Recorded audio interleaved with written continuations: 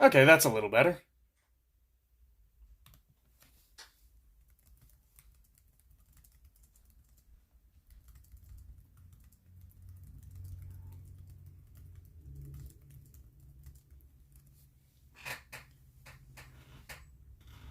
All right. So, as you can see,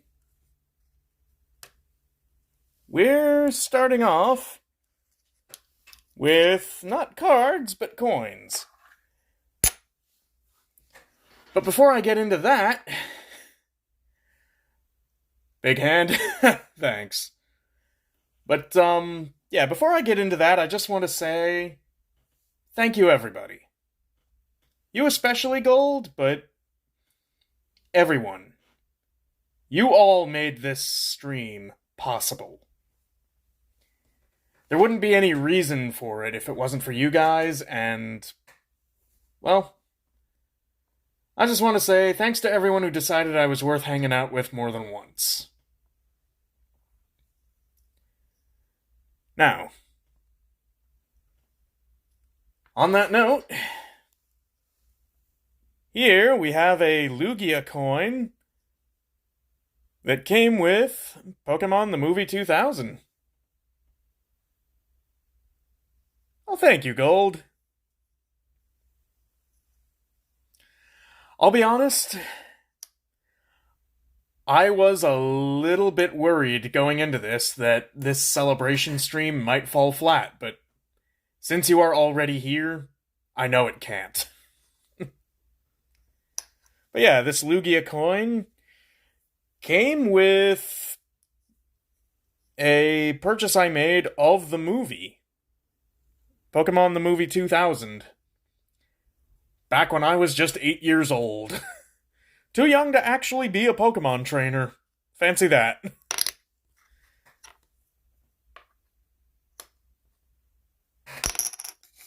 Anyway, when I'm here it won't ever fall flat. Absolutely, Gold. And here we have a coin that came with my Electric Garden set.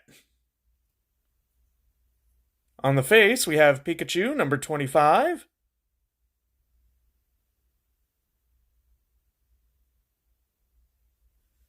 And on the back,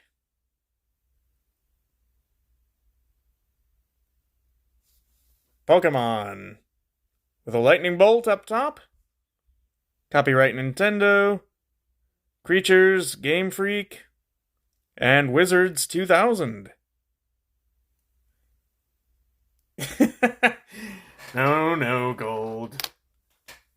But there is actually one other coin I have to show off that I forgot to take out of the package. I will be right back.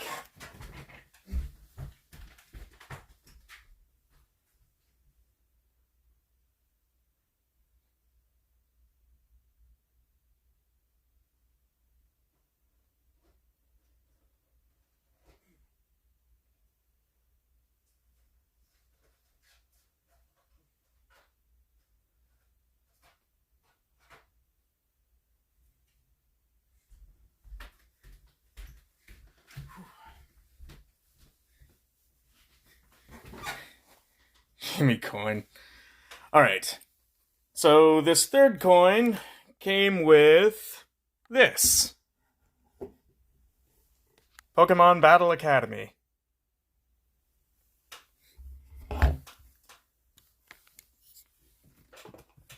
And it is this 3 Pokemon coin. Pikachu, Cinderace, and Eevee. It is pretty awesome.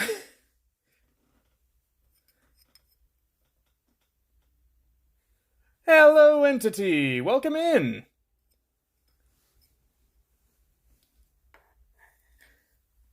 I'm just showing off the coins before I get into the cards. I have these 2 coins as well.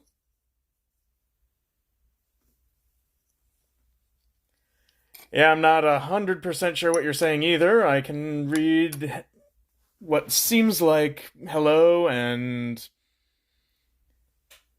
Something about the year 2000?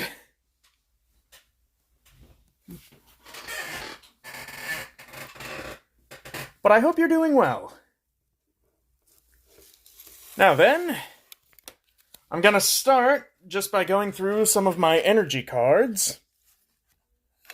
We've got this bulk pack that I recently ordered.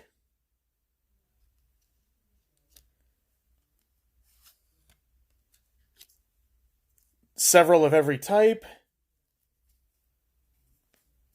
Hello, what are we doing today? I never watched the 2000 movie. Oh, okay. Well, what we're doing is going over my entire collection of Pokemon cards.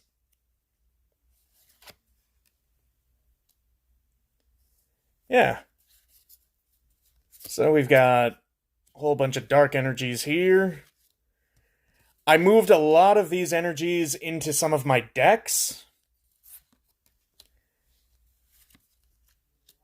No, Gold, I'm not giving you all of them.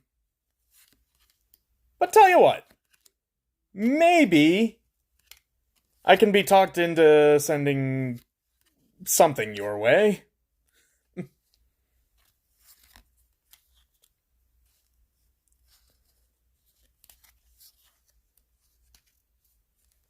And once we get past the newer energy cards, you'll get to see what they used to look like back in my day. How many do I have overall? I haven't actually counted. A few hundred at least.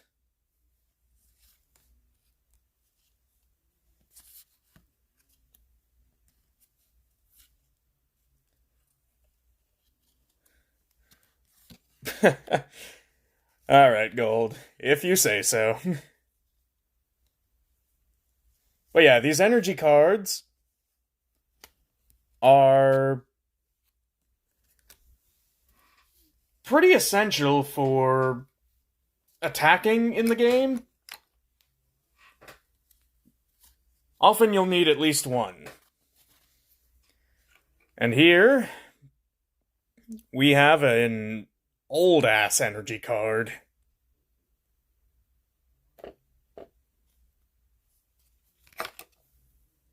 I mean, old, new.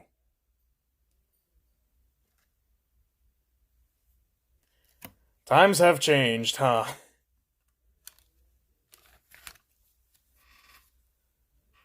And this one has a 2 next to it. I don't think that means double energy, but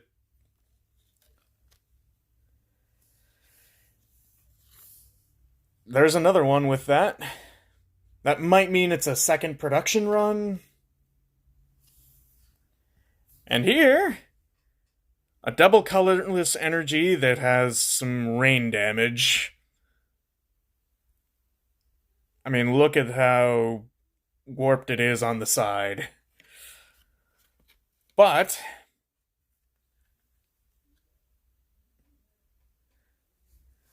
I think it might still be usable. Can you use old cards in the card game, or do you have to use the new ones? You can definitely use older ones. I don't know how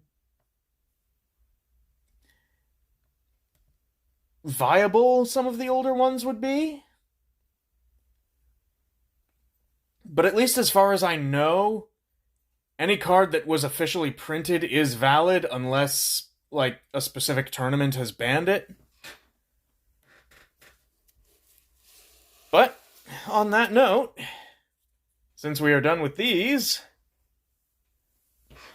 I'm going to move on to the trainer cards.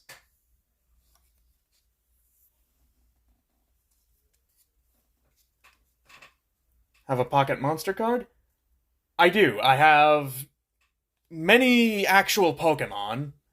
I'm starting with the boring stuff, getting that out of the way.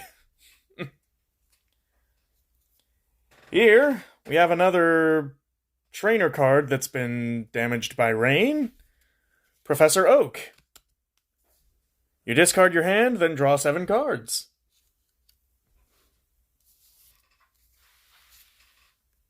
I have this Professor Laventon card. Well, not necessarily the best for last, but I'm going into multiple categories. I also have this Healing Berry.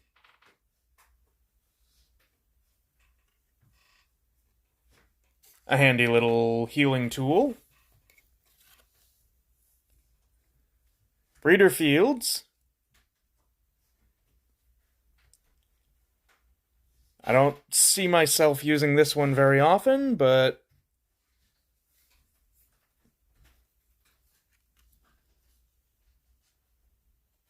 certainly viable.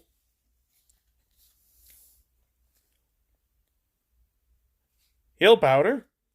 This is an older one that I've had in my deck back when I was a kid, and I think this one also took some of the rain. And now I'm getting into some newer ones. Pokemon Research Lab. This one's a reverse holo, I think. Yeah.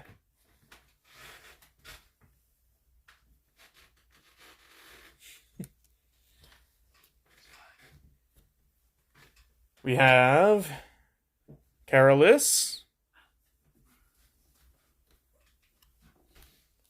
My dad's trying to sneak by so as not to be disruptive.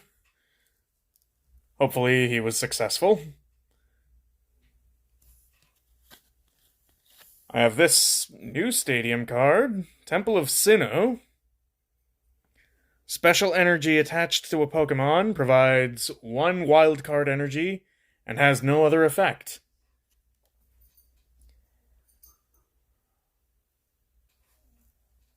Gold is saying hi to you, Dad.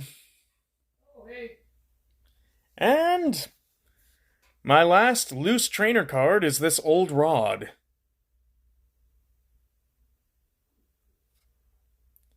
You flip 2 coins. If both are heads, put a baby Pokemon or any Pokemon from your discard pile into your hand. If both are tails, put a trainer card in.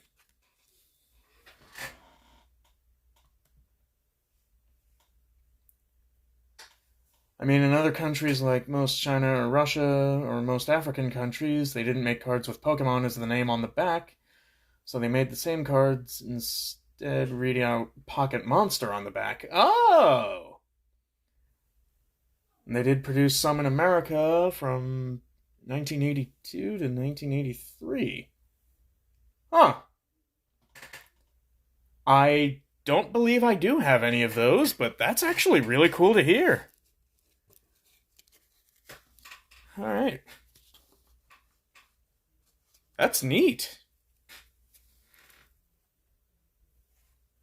I will certainly keep my eyes open if I happen to come across any of them. And yeah, another caveat to this is that, well, my collection is going to keep growing beyond this stream, so this may not be the last time we do a stream like this. And next time, there might be something new. Oh, also, I have this. A card booklet. Right now it is empty, but has the 4 Pokemon of Ruin on it. That's pretty cool. Alright.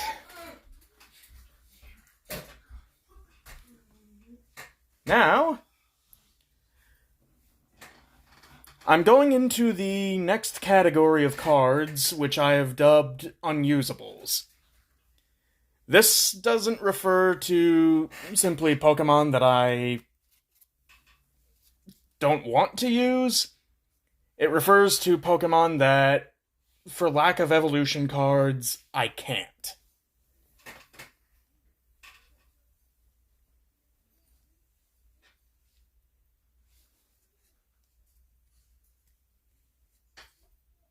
Heard American fathers have to leave for war once they reach the age of 23 until they're 53. You might be going on some outdated info there, Entity.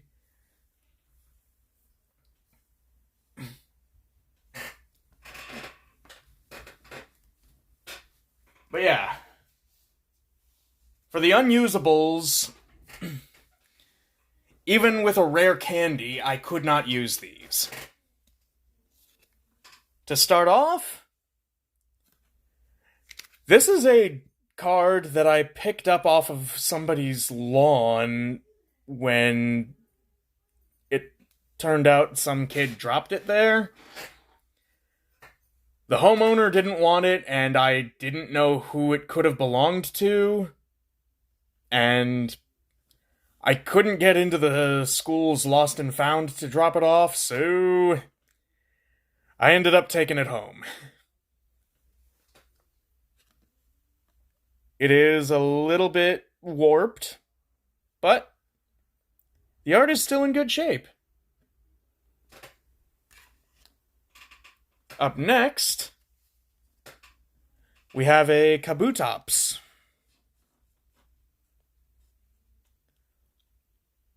Fossil Pokemon are weird in that you have to use a fossil as the basic Pokemon.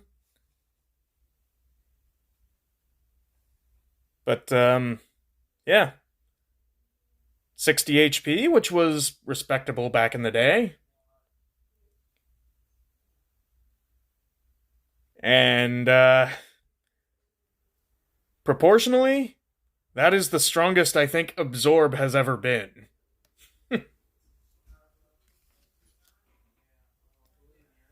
Up next, I have Light Machoke and Light Machamp. If I had a Machop, I could use these, but I don't think I do. Think they like flowers a lot? Yeah.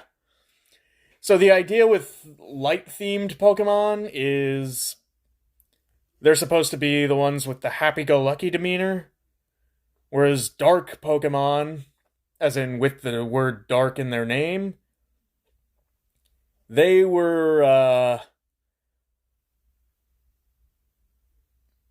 lot more aggressive, and I'll get to a case in point of that later. Up next, I have this Steelix card.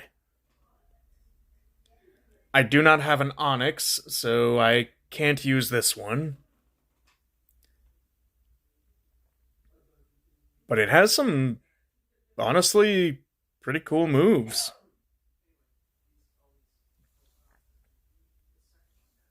And 100 HP. Like, that's good.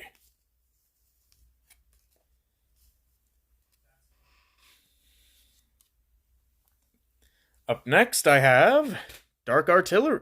Dark Octillery.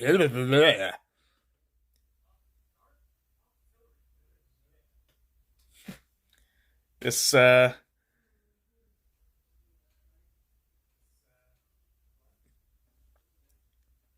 well, it's,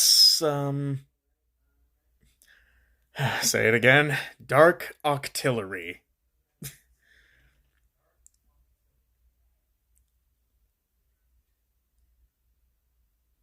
So, dark Pokemon have a, Sorry, I'm getting a little thrown off. I'm hearing my own voice downstairs.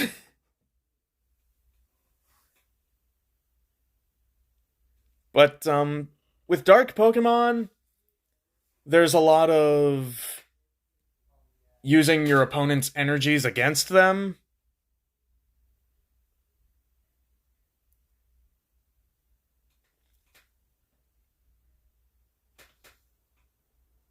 And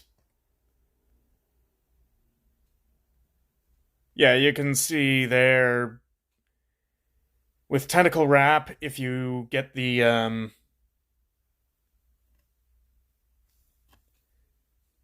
If you get the coin toss in your favor, then your opponent's retreat cost increases.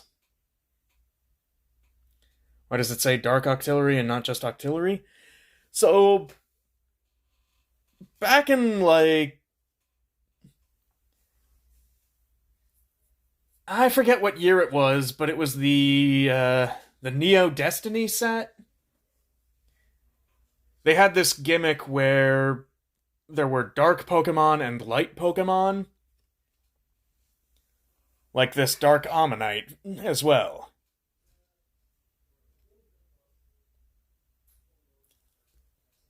And the gimmick was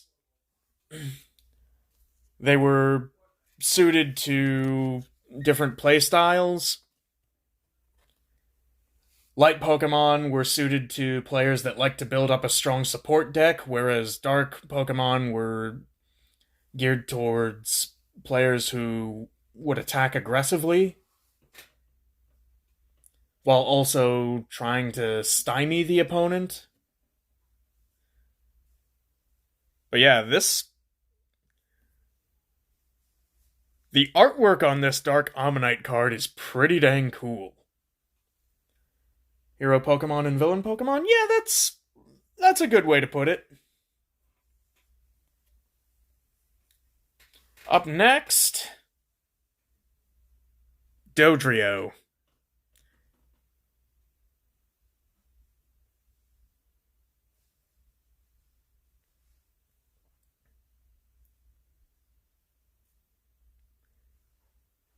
The rage attack is a good way to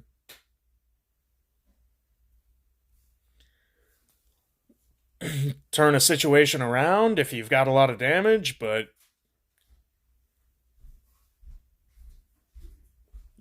yeah, it's not as interesting artwork as the Dark Ammonite, I'll agree. And here is one of my most tragic unusables, because there are two of them.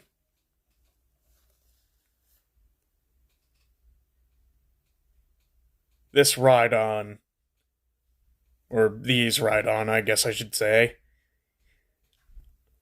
I mean, back in the day, that art was one of the most intense things I had ever seen.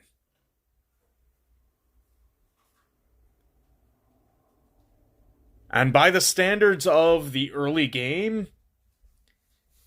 this thing hit like a truck. Alas, I do not have a Rhyhorn card, so I cannot use either of these.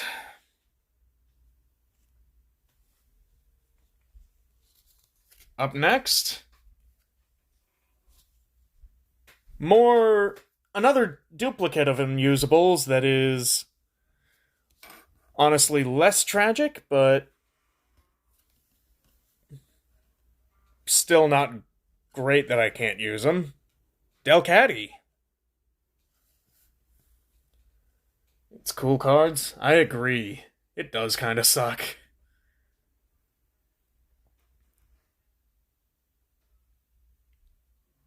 But yeah, with this one, if you attach more than 2 energy, then each energy beyond 2 will grant an extra 10 damage to the attack. You can also call energy cards from your discard pile with this. That is honestly not useless.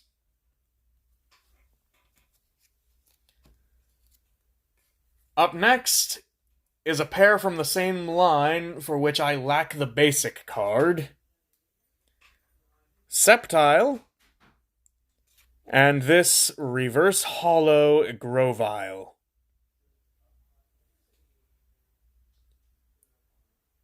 Now I got the Wrecking Ball song stuck in my head. Oh no. Oh, sorry to hear that, Gold. But yeah, I'm gonna let you admire the Reverse Hollow on this a little longer. and let you read the attacks for Sceptile.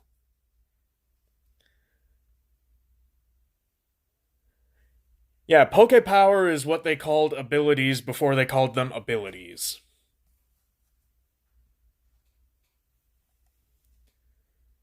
As often as you like during your turn before your attack, move a grass energy card attached to one of your Pokemon to another of your Pokemon. This can't be used if Sceptile is affected by a special condition. So if it's burned or poisoned, then can't use that.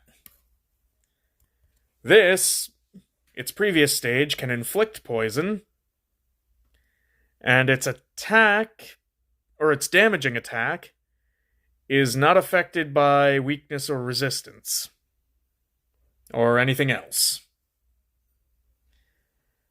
A little more razzle-dazzle. Sorry, any photosensitive viewers. I hope that's not triggering, but yeah. Up next, we have Slurpuff. I do not have a Swirlix, so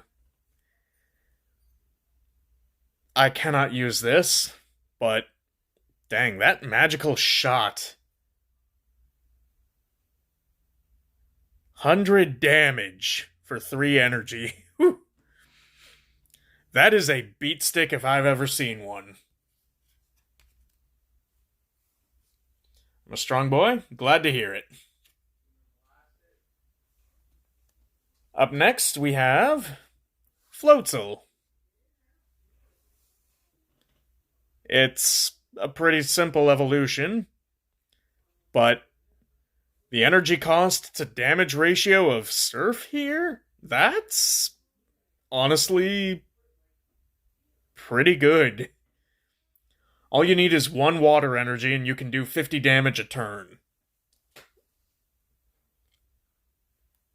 That's actually pretty good. Up next, we have one that I opened up from a booster for you guys. You might remember this one. Toadscruel. We get Eerie Tentacles and Triple Smash. Does level matter much? Not really. In the older days, level was a way to distinguish different artworks and different movesets for the cards.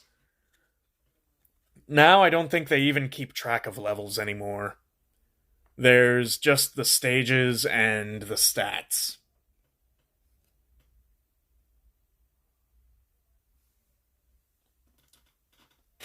Oh, does level... For the trade Pokemon, you mean? Oh, okay. Not really. Whatever levels... okay. But hey, that misunderstanding did give me a chance to explain something cool about the game. Up next, we have this Mousehold card. I have seen a Mousehold deck in action on TCG Live. It was freaking terrifying. 70 damage for each Mousehold in play. So if you have 1 Mousehold in the active slot and 1 more on the bench, this thing does 140 damage with Family Attack. And you can have 5 Pokemon on the bench. What's 5 times 70?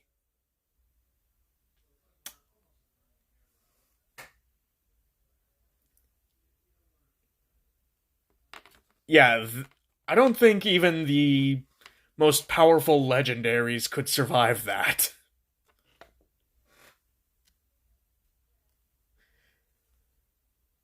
So, yeah. I did not have fun fighting that.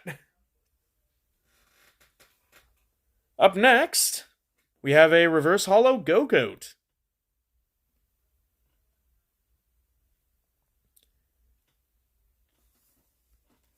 Has a gamble attack that can do 60 damage or 30,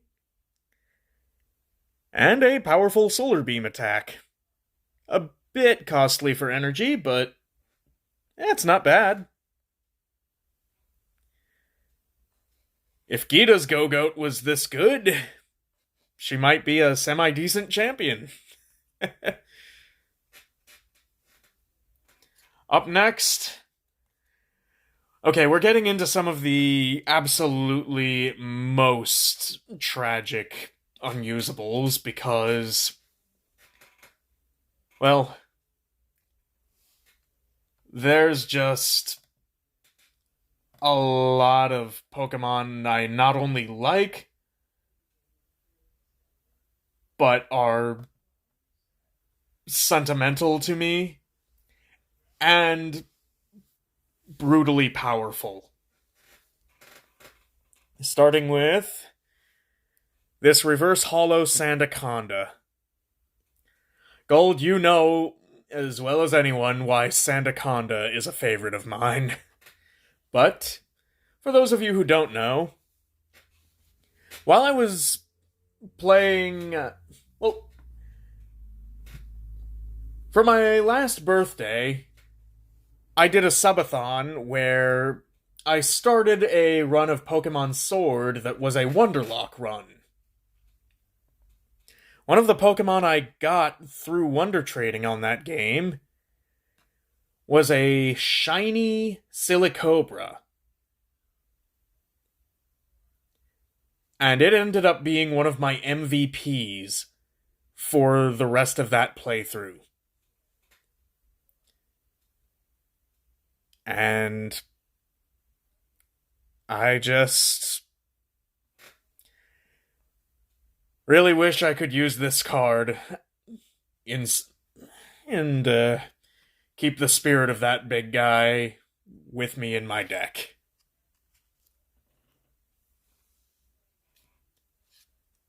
Up next, we have this holographic Skeledirge.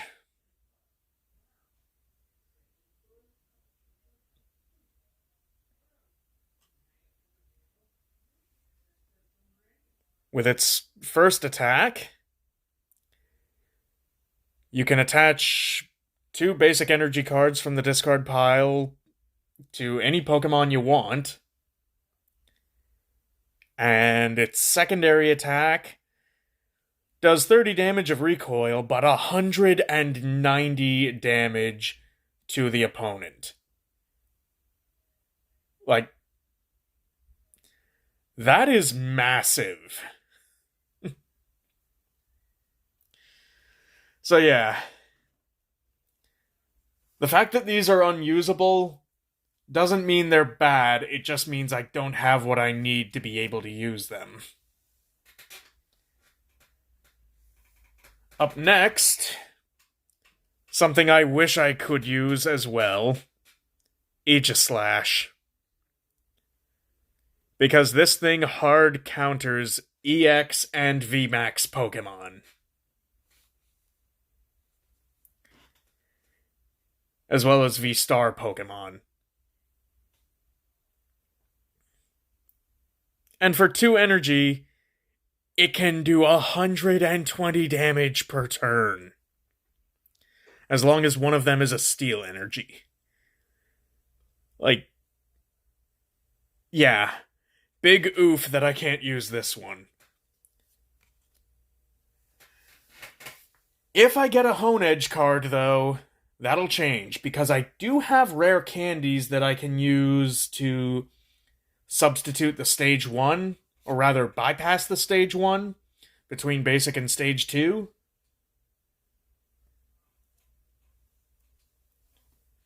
Up next, Archeops. A reverse hollow Archeops. Or reverse foil, at least.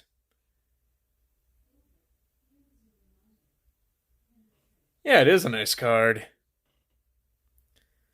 Ability, Primal Turbo. Once during your turn, you may search your deck for up to 2 special energy cards and attach them to one of your Pokemon. Then shuffle your deck. And its Speed Wing attack takes 3 energy, but it's as powerful as Aegislash's Hard Bashing. And we've got an ad starting in 20 seconds, so... You know what? Let's run a 3-minute ad and... just... push it back far.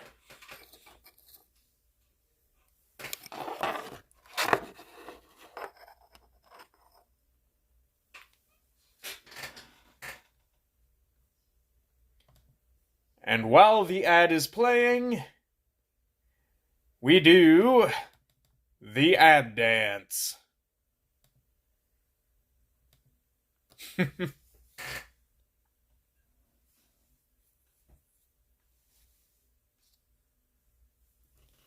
Yeah, dance party.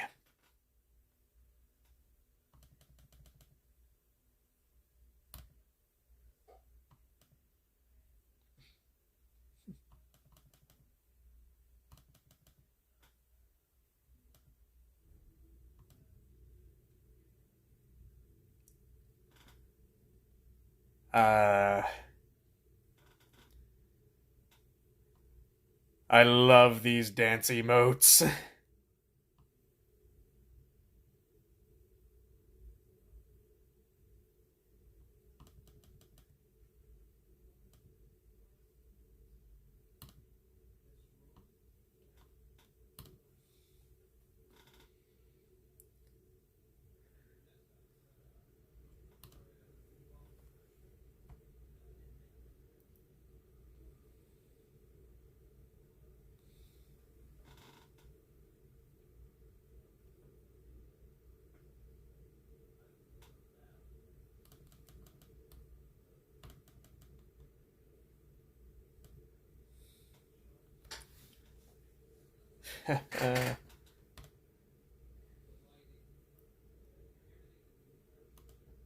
Alright.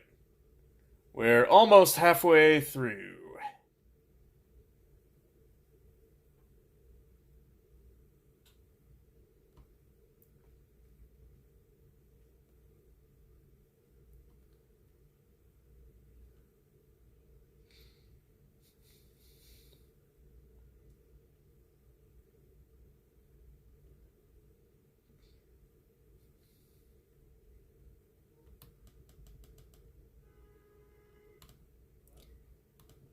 Okay, that was loud.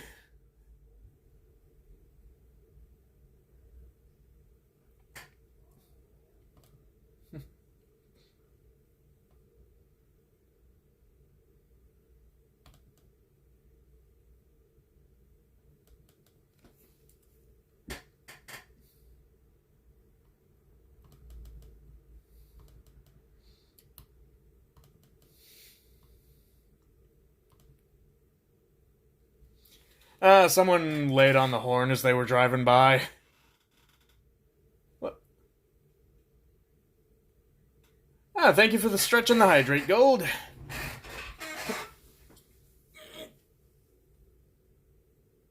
Yeah. And I will go grab my water real quick. Be right back.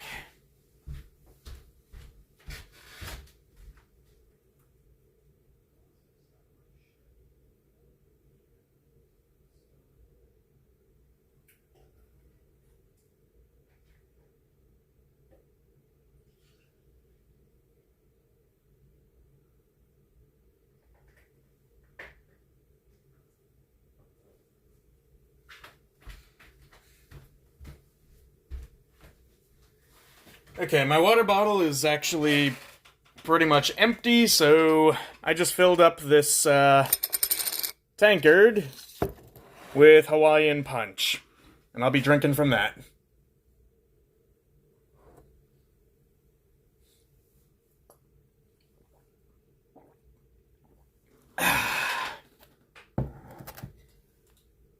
Okay. Thank you for the hydrate, Gold. The break is done. Let's get back to the cards. Up next, in the unusable category, sadly, is Metang. If I got a Beldum, I could probably use this, but... oh well. It has a high potential for damage. It's guaranteed to do 30 with the attack, and if you land 2 heads, it can do 90. Up next, 2 more that we've opened up on stream before. Drakloak in 2 levels of rarity. 1 regular, 1 reverse hollow. Or reverse foil, I guess.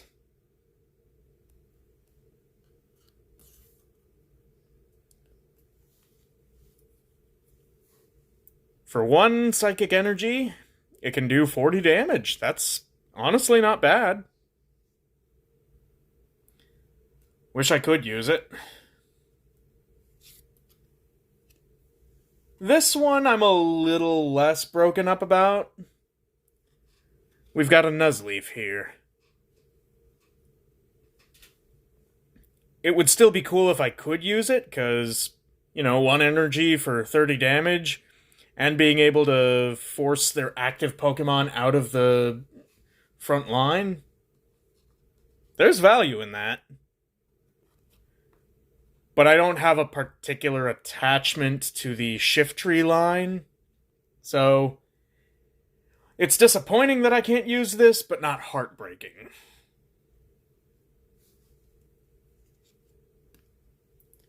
Up next, Parasect.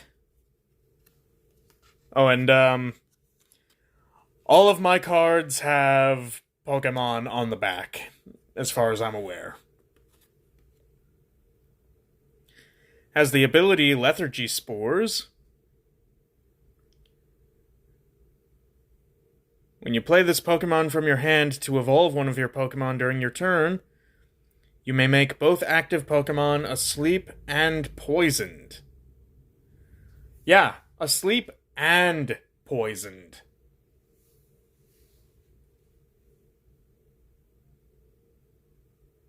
In the main games, you cannot stack status effects like that, but in the card game, I guess you can. That sounds broken, doesn't it? Honestly, if Parasect was this powerful in the main game, I'd use it more often. And then it has X-Scissor, which can do 50 or 100 damage, depending on a coin toss. Yeah. If I get a Paris card, beware.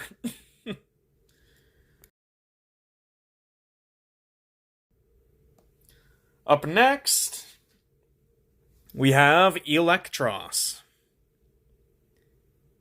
If I had a Tynamo card, I could use this with a rare candy, but I don't. Its first attack requires only 1 energy to do 60 damage. Give it that double colorless energy I showed you guys earlier, in addition to an electric energy, and it can do 120 damage.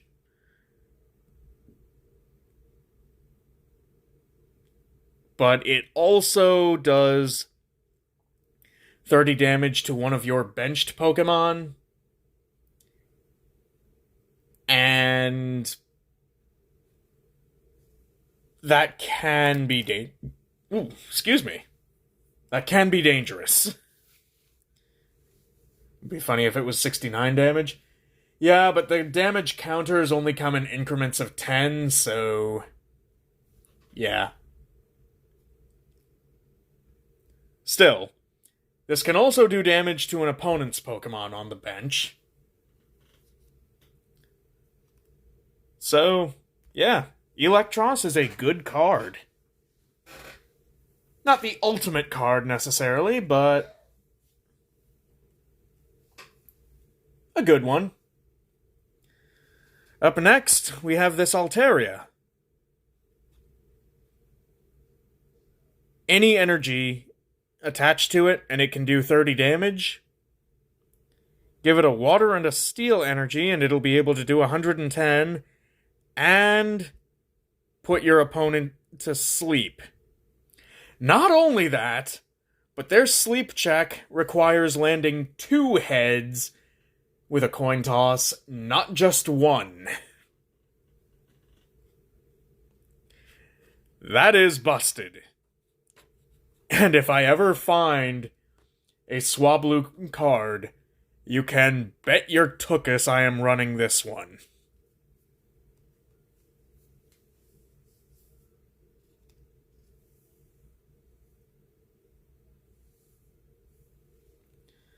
Up next,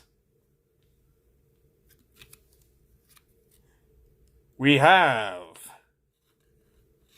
Shadow Rider Calyrex VMAX.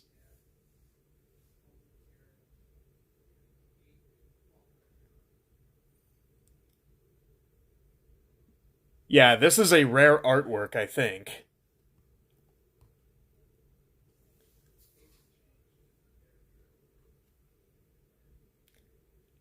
Every surface of the Pokemon itself is painted with gold dust.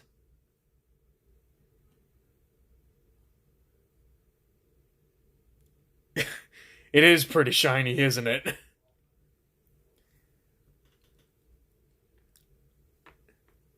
I would use it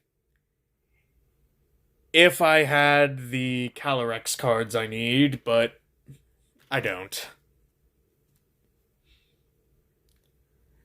I need it! Well,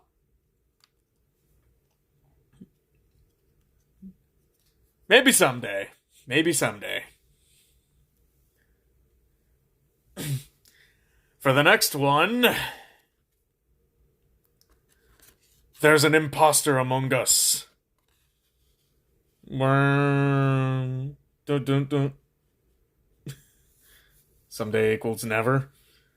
It has dangerous spores as an attack. Wait. Is that?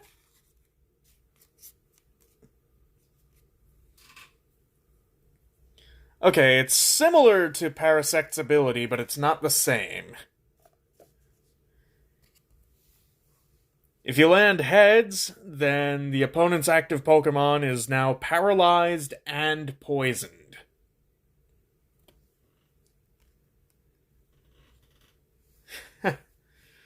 It doesn't necessarily mean never gold. Like I said, I might be willing to send you something. Eventually.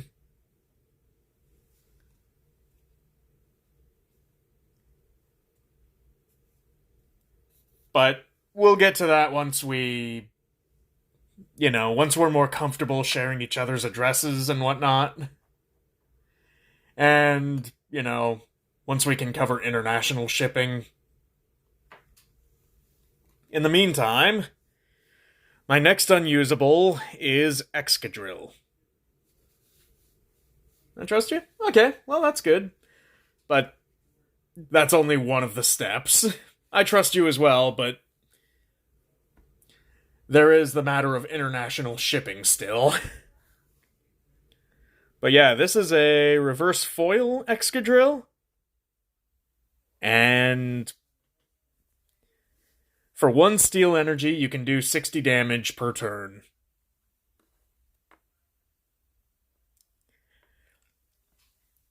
That is not half bad. Up next, we have Grumpig. Reverse foil Grumpig.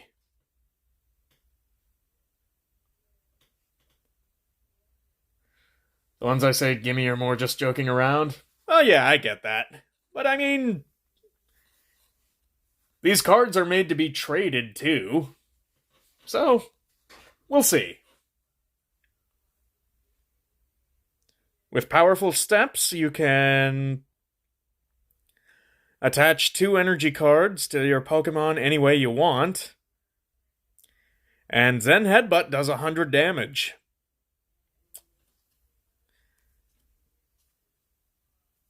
If I get a Spoink, this is going into my Psychic deck.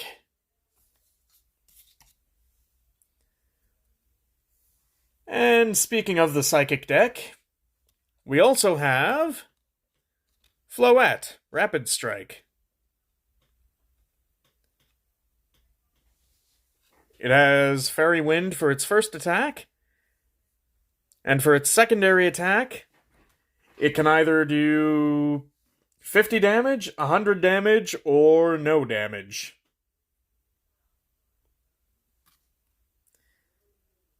I don't have any cards? Well, maybe I can send you your first. Up next, another Dracloak situation. 2 of the same Pokemon at different levels of rarity. Vivian. We have a regular and a reverse foil. Don't have to, but thanks anyway. Well, time will tell. Yes, it is shiny. With Vital Powder, you can do a very good support move. Heal all damage from 2 of your benched Pokemon. And I bet you never thought you'd see Gust look that powerful, huh?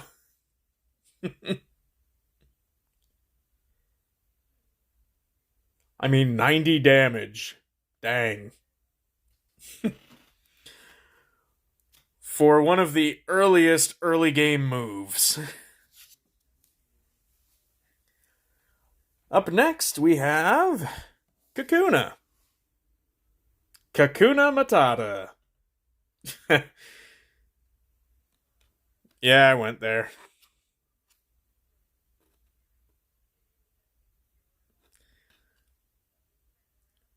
Its first attack can heal 30 damage, and its second attack is kinda weak, but low cost. So yeah.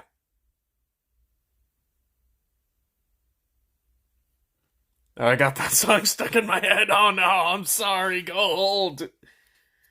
But up next, Cranidos. Evolves from unidentified fossil. Guess which card I don't have?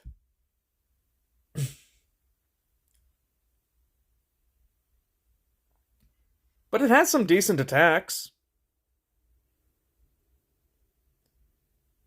And honestly, I've always thought Cranidos was kind of a cool Pokemon. Same with Rampardos. Now, cool doesn't necessarily equate to good. I'm assuming we've all heard of the Rampardos theorem. But still, it's cool. Sky-high physical attack.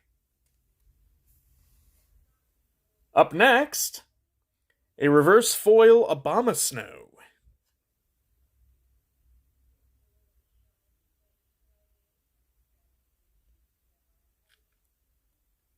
It's a pretty straightforward attacker.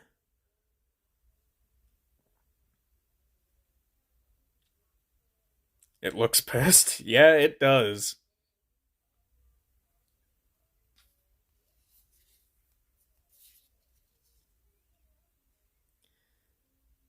I think the Dex entry at the bottom will explain that. Camera, focus. If it sees any packs of Darumaka going after Snover, it chases them off, swinging its sizable arms like hammers. I'm guessing it saw some Darumaka harassing Snover.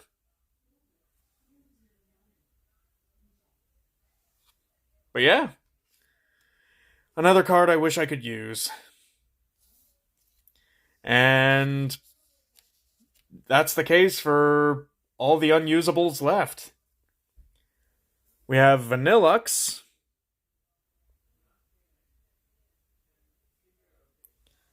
Its ability prevents damaged Pokemon from attacking if they're down below a certain amount of HP. Ice cream, yes. It is the most dangerous ice cream you'll ever meet. 110 damage for 2 energies.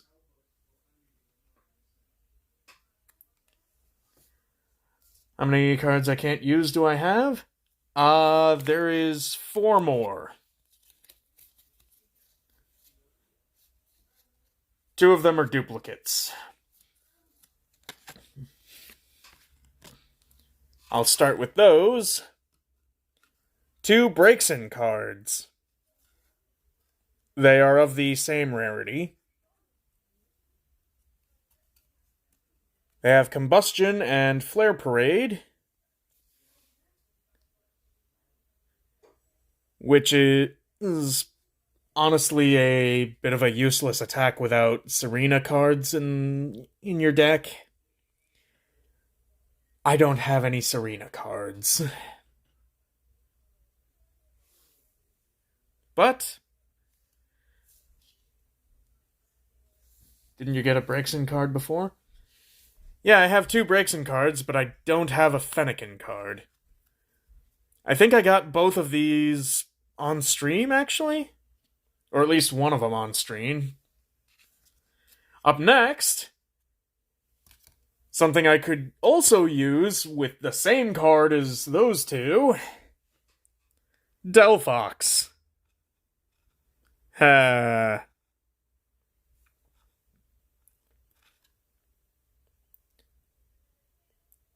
It's a reduced energy cost for Flare Parade. And Energy Crush does 50 damage for each energy attached to the opponent. Beautiful card? I agree. Delphox has some good art. And my last unusable is this Quilava. Pretty straightforward, but look how happy he is. And it's not restricted to using fire energy.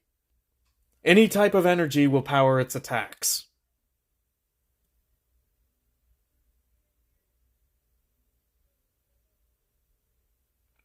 This creature's fur is most mysterious. It is wholly impervious to the burning touch of flame.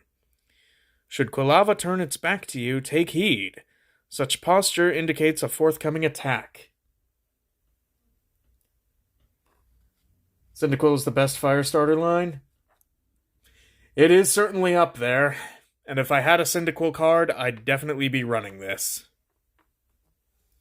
Especially if I had a Typhlosion, too. But yeah, that is the entirety of our unusables. Well, of my unusables. Judging by the thickness of this stack, I'm gonna say 40-something?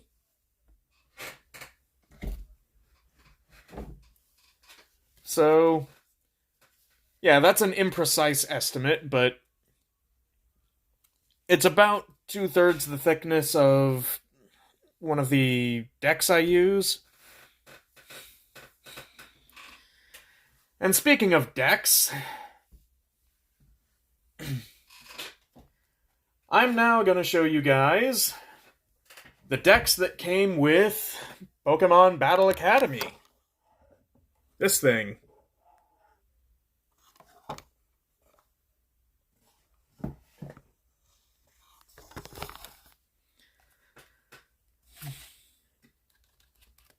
I'll start with the Player 1 deck, Cinderace. I won't go over every card in detail, but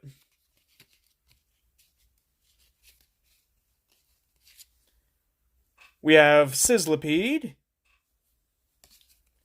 we have Fire Energies,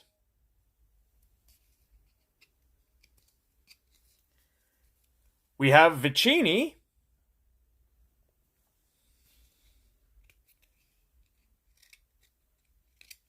More fire energies. We have Ninetales. Majestic. A straightforward attacker, but a good one.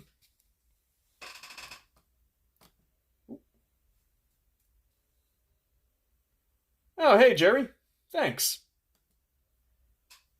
Yeah, a friend of mine messaged me on Messenger. He's not in chat right now, but he is watching the stream. Ah. We have Vulpix.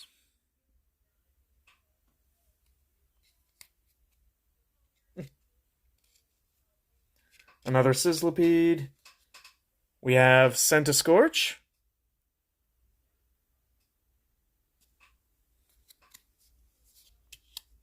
I agree, Vulpix is cute. Another Sizzlipede, another Vulpix. Oh. Here's a new one.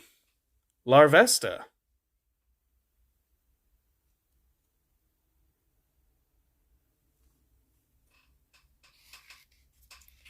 More energy. We have a Shauna trainer card.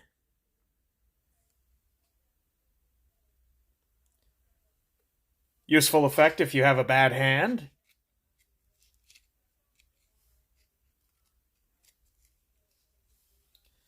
Another Ninetales. Ah. Energy retrieval. Put up to 2 basic energy cards from your discard pile into your hand. That's handy. And no, that's not a pun.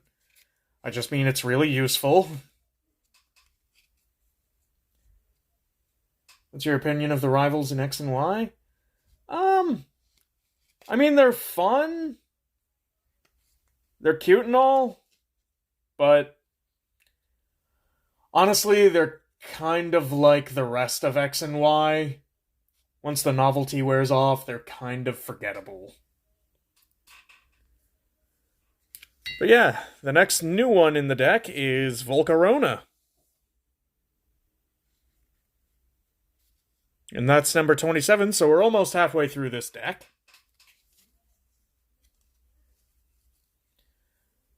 We have Hop. Play him and you just draw 3 cards.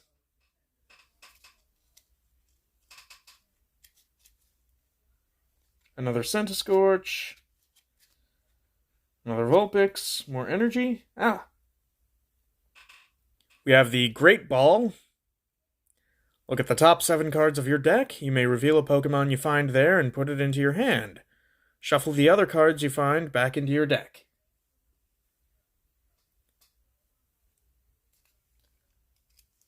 It's useful if you need more Pokemon on the field. We have Bug Catcher. Draw 2 cards, then flip a coin. If heads, draw 2 more cards. You don't want to do that if someone's running deck depletion on you, though.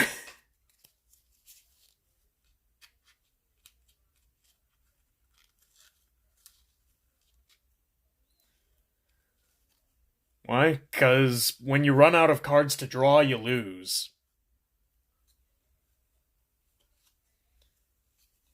Another energy retrieval. Ah, okay, here's a new Pokemon.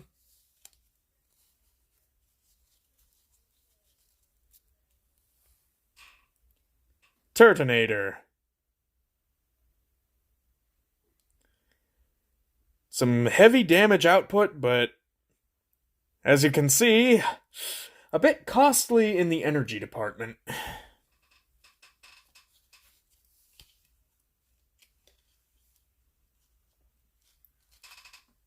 We have Switch.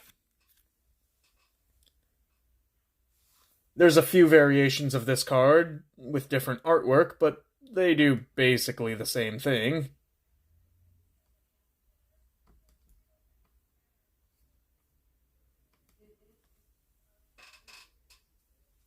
And I got a little distracted there for a second. Sorry about that. There's Hop again. Thought you meant Switch like the Nintendo Switch? No, it allows you to switch your Pokemon without spending energy. Then we have the Potion, which heals 30 damage right away. I think it used to be 20.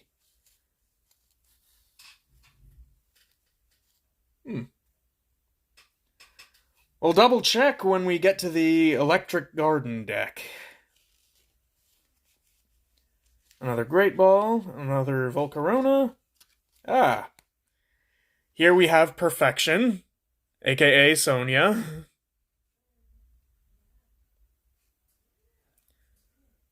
Search your deck for up to 2 basic Pokemon or up to 2 basic energy cards, reveal them, and put them into your hand. Then shuffle your deck. You cannot do one of each, though, unfortunately. Another Larvesta. Another Bug Catcher. Great Ball. Here's one that hasn't come up before. Pokemon Catcher. Flip a coin. If heads, switch one of your opponent's benched Pokemon with their active Pokemon. Sonia is awesome. Oh, she is perfection. Mwah. But yeah, this is useful if your opponent's active Pokemon is, dangerous to you.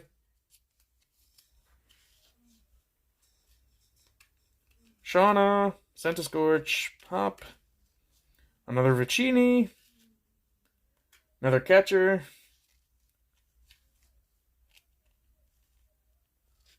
Sizzlipede, Hop, another Switch, Shauna, and that just leaves the ace of the deck, Cinderace V.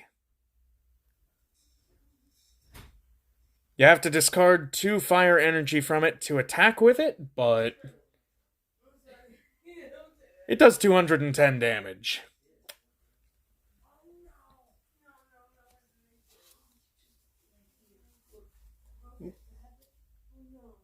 Hold on just a sec.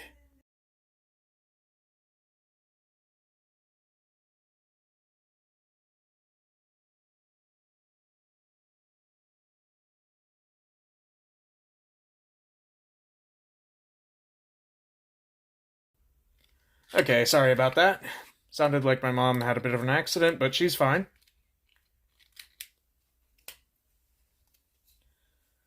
Alright.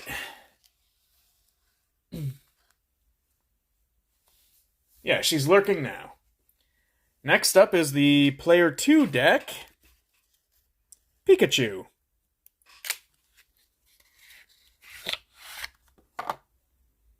It's most of the same cards, but electric themed instead of fire. We have Yamper,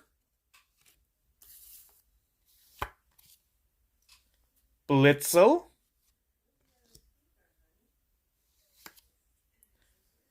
Electric Energy, another one. One whose name I can't pronounce. Zeraora. My dad couldn't pronounce it either when I played him. Also, thank you for the hydrate and the stretch, Gold.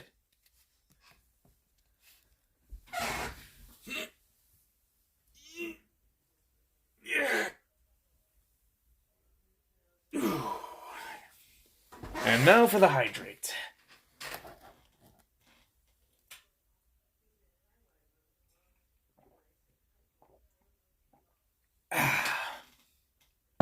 Okay.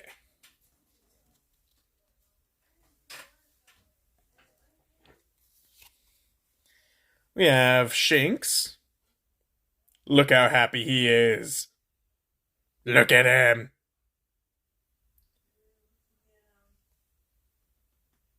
Cute card, I agree. And no worries, Gold. Charging the Switch and getting something to drink. Okay?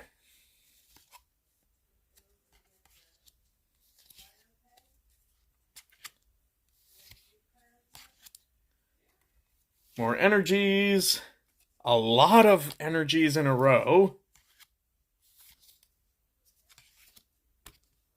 Yeesh. Okay, it took from like 7 to 13 just to get to another trainer card, and it's Hop.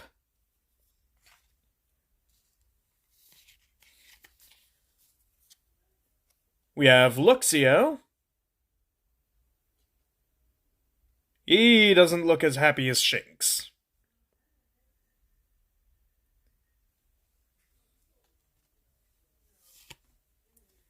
Another Blitzel. We have Boltund.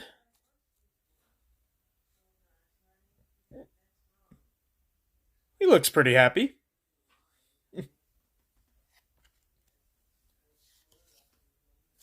More energy. Another potion.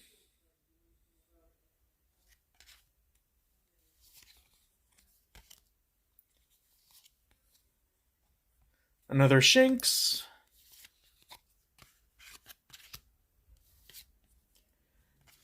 Yeah, these cards are all numbered, by the way, but on the front, not the back. We have Morpeko.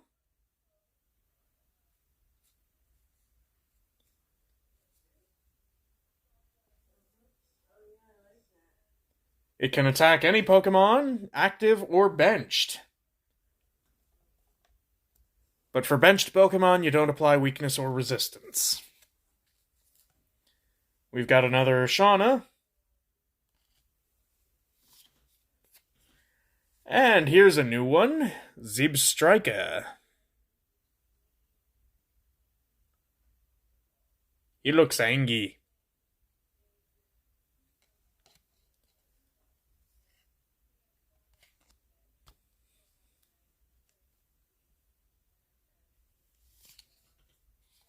Another bug catcher. More energy.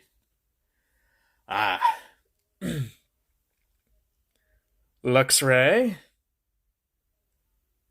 A powerful one.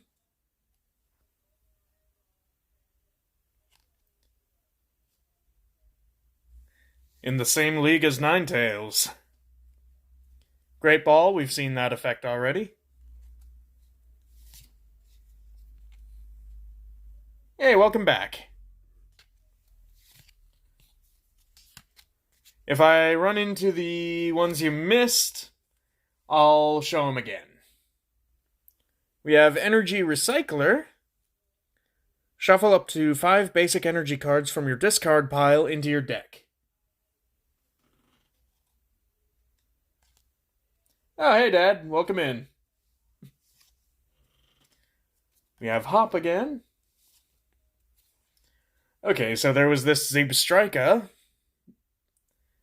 You didn't see that one, Gold.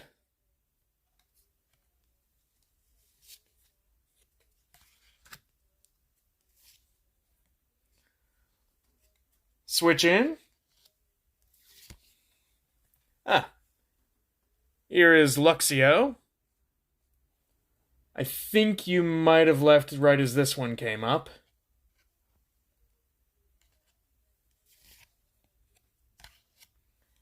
I'm hoping there's another Luxray card.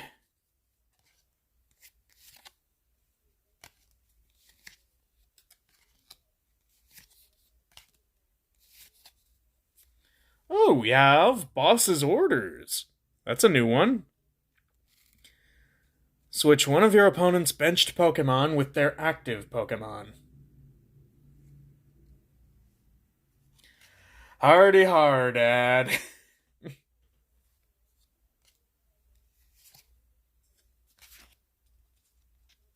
But yeah, that Boss's Orders card, there are a few variations of it. There's variations with Giovanni, as you saw there. There's variations with Getsus, with Cyrus from Team Galactic. There's a bunch. And here's another Luxray.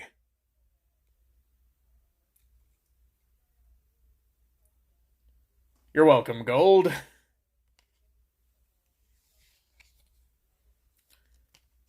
Another energy. Another Great Ball. Another Shauna. Another Perfection.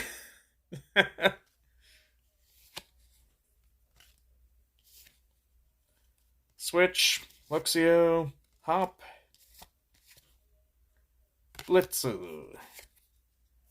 Zubstrika. Great Ball.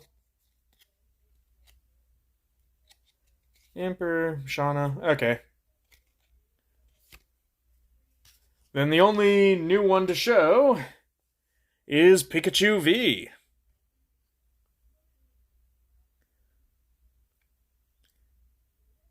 Search your deck for up to 2 electric energy cards and attach them to this Pokemon, then shuffle your deck. Awesome Pikachu card. It is. Thunderbolt. You discard all energy from this Pokemon, but it does 200 damage. That's enough to knock this thing out.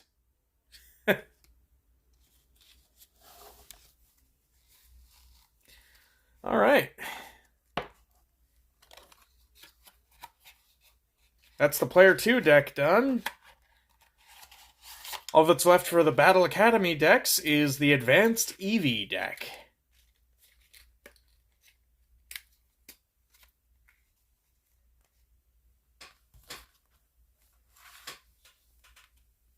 Gotta make Pikachu strong? Yes. Here is the Advanced deck for Eevee.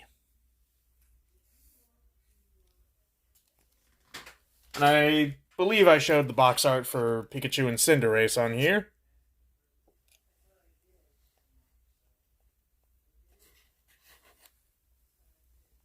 If not, there it is.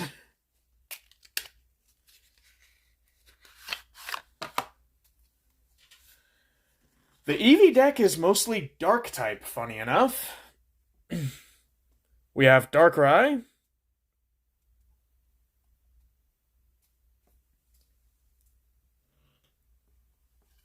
This one is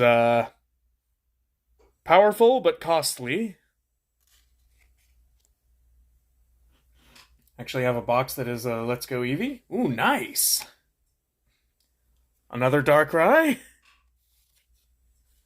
We have Carvanha. Yeah, I agree. The Darkrai is a sick card. But I've got an even sicker Darkrai card. Another Carvanha. Ah. We have Sharpedo. Sharp Fang does 70 damage. I do not have an Espeon card, sadly, but you know, I've still got booster packs, so there's a chance I'll get one by the end of this stream. Because I'm planning to end the stream by opening a booster. We have Zorua.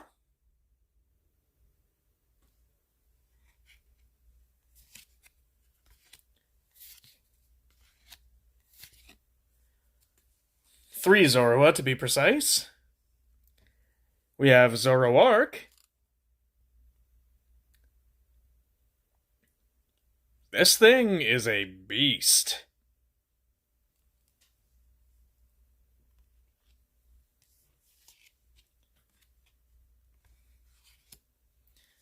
Yeah, sorry, Gold, but, you know, my collection is always growing. We have another Switch. Since this deck is not numbered, they just put all the cards of identical effect in number, or in the same section, so we've got Hop. This deck is meant to be shuffled, unlike the other two.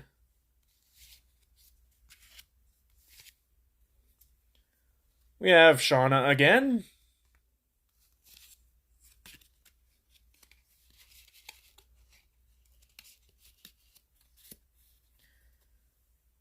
And we have Bugcatcher again.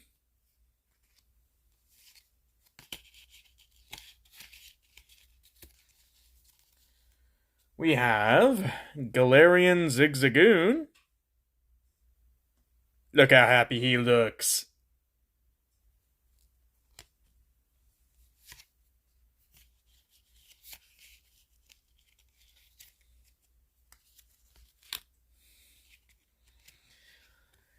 We have Galarian Linoon. That is the weakest double edge I've ever seen, but it's still double edge. I want to see the Wyvern Master card. Yeah, maybe someday I'll draw up a card of Sock.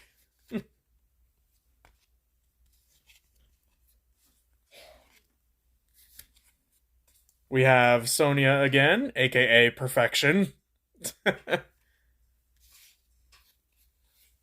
We have Piers. This is a new one. Search your deck for an energy card and a dark Pokemon.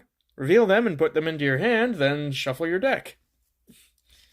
Just marry her already. It's a piece of paper, Gold. I can't marry it. And we have Obstagoon.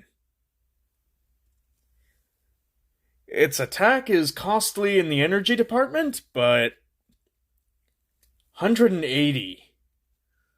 Whew. That is hard hitting. We have Cook. Heal 70 damage from your active Pokemon. Nice. Hey, Sono! Thank you for the bits! Welcome in. How you doing, buddy? And we're getting to the first dark energy in the deck.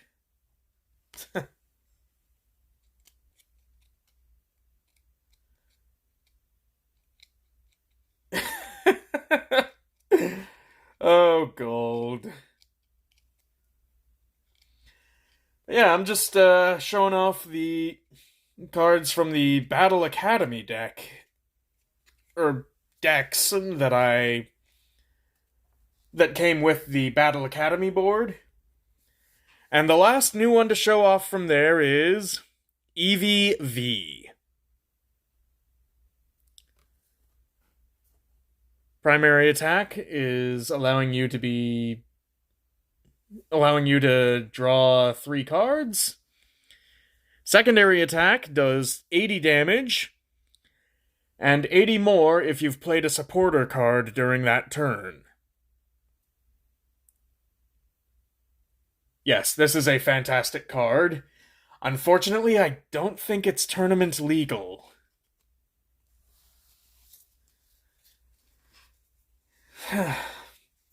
Sucks, but oh well. Can we see the back? Okay.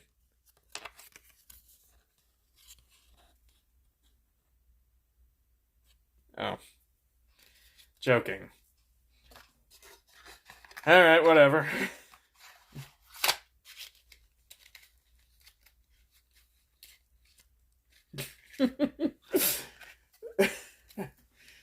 Gold, don't get ahead of yourself. I tolerate it. I love you guys. Well, now that that's done, I'm gonna show off a special case of card.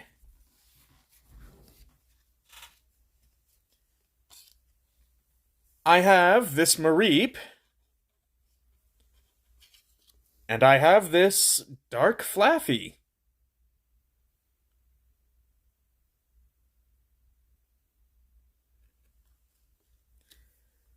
What I don't know is, after I've evolved it into Dark Flaffy, can I evolve it into either of these Ampharos cards?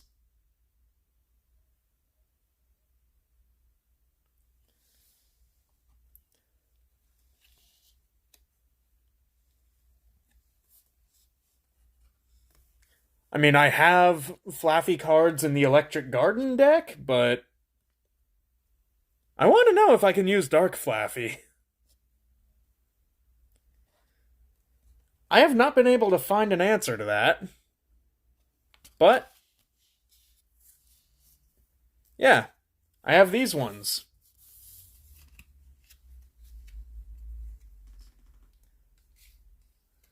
The one Ampharos is like, yo! Yo! Ah! Yo!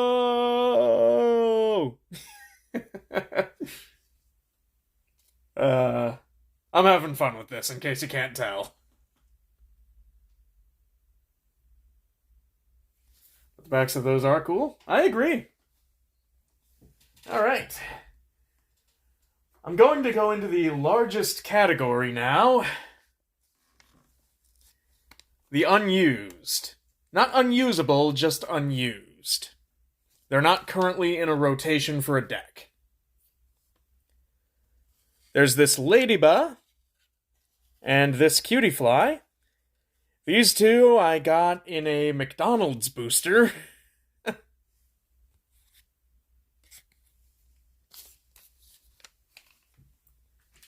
And now, to show you how big my unused stack is... Cute cards? Yeah, they are cute.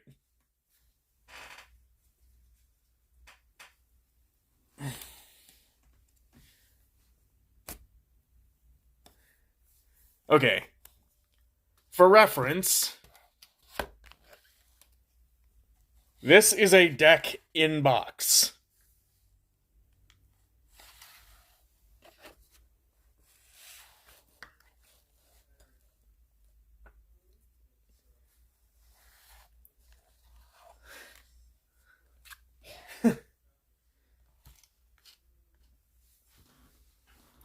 Bull?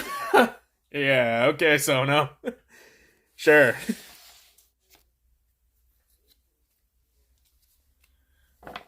But yeah, some of these will look familiar. We have Picky Peck.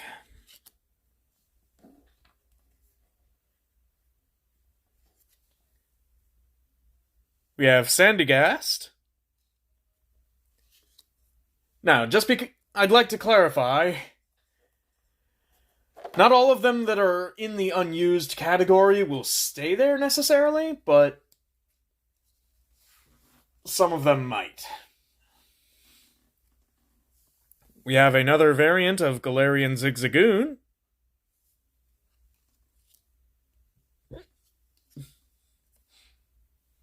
We have Spiritomb.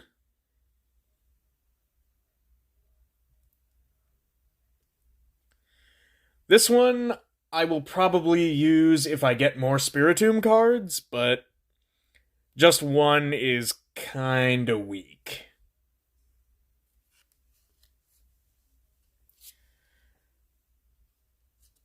Spiritomb looks either surprised or dizzy. That's just how it always looks.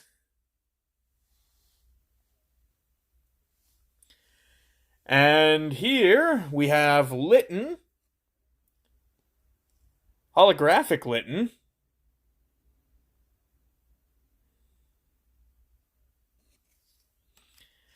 And we have an evolution card that would be unusable if not for rare candies. Incineroar. And by the way, I do have rare candies, so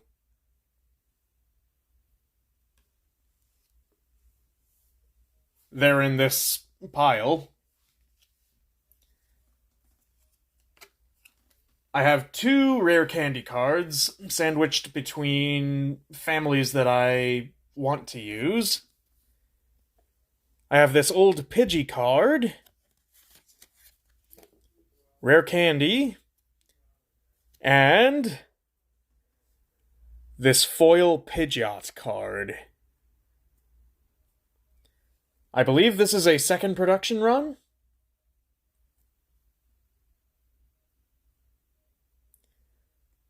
I agree, Gold. It does look awesome.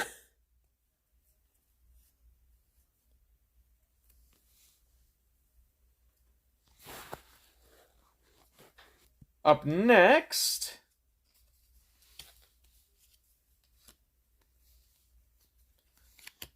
I have two Clinks.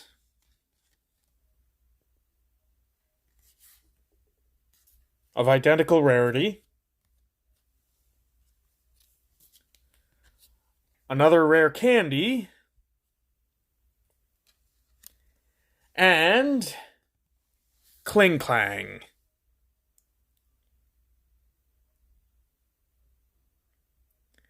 That ability, Gear Wall, it is helpful.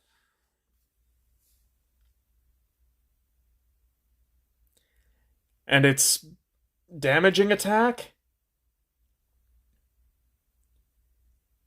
it can be devastating. You flip tails, it does 90. You flip heads, it does 180. Looks like a Beyblade? You know, it actually kind of does. Up next, I have Light Flareon.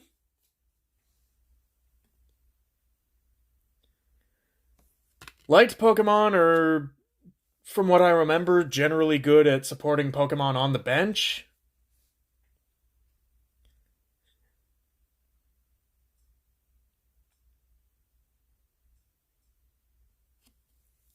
And this one's attack is a bit costly with energy. You have Flareon but no Espeon? Rigged. What do you want from me, Gold? Booster packs are a real-life gacha game, okay? Up next, Dark Vaporeon with foil. Look at the effect of that sparkly water.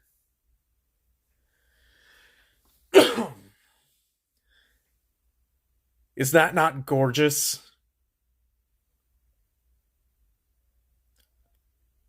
And the secondary effect of its Whirlpool attack is actually really useful.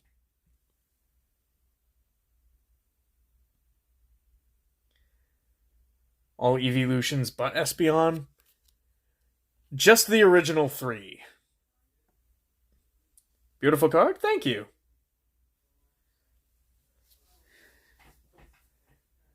Here, we have by far my most rain-damaged card of all. I mean, look at that warping. It is tragic what happened to this poor little Dratini, but the art is still mostly intact.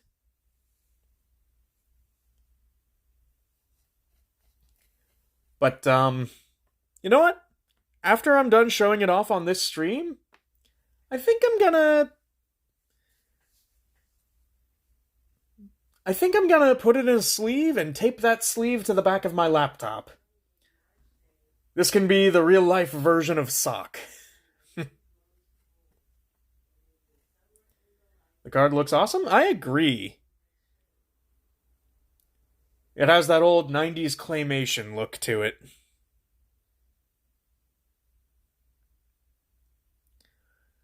Although, up next, I have a set of duplicates that show how much power creep has been a thing.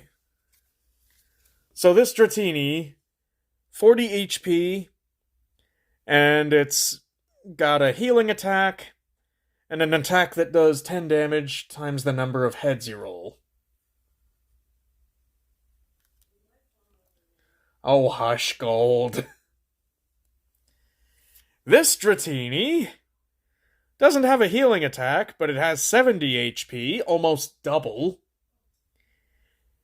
And its attack does triple the damage. And I have 2 of them.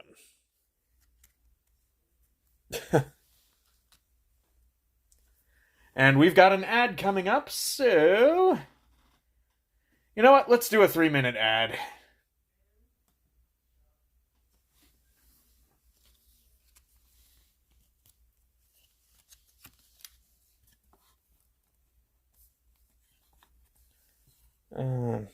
there a way to stand this card up? Yes, there is. Okay. You guys do the ad dance for me. And I will be back in a couple minutes while I use the restroom.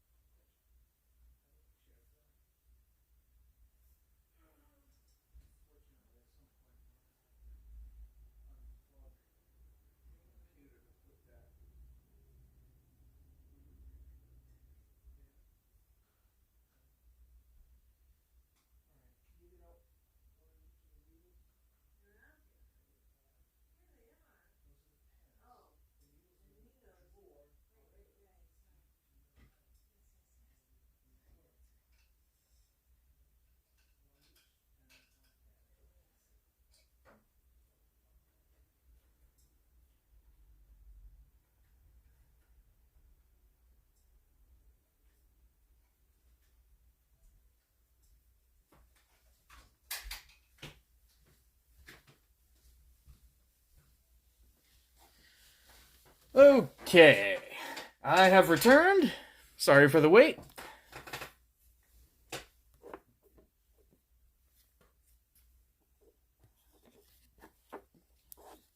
I'll just move this over here.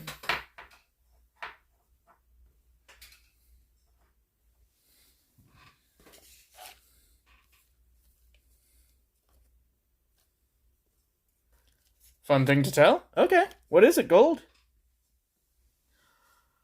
Oh, Max! Perfect timing! Thank you for the raid. My new headphones arrived. Oh, nice. And yeah, welcome, raiders. Howdy, Omax. Perfect timing. I just got back from the bathroom. I'm showing off my unused category. 80K, my man! Welcome in! Okay, hold on. I'm gonna show you a very sentimental but also very rain-damaged card that I showed already, just before the break. This Dratini. It's old. And it's very badly warped. But, look how cute that little guy is. Having a good day? I am. Thank you, G. How about you? Enjoying yourself? Alright. Up next, there is this Whalmer. It's not that it's unusable, I just haven't quite found where I want it to be in which deck. But that one's not going to be unused forever. Up next, an old Charmander card. But yeah, how'd the rest of the randomizer go, Omax?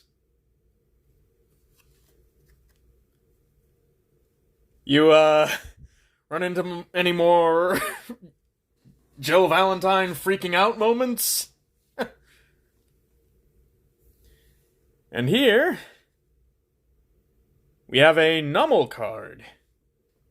Not enjoying today, but that's just because I have to do things that I have to. Less fun things. Oh.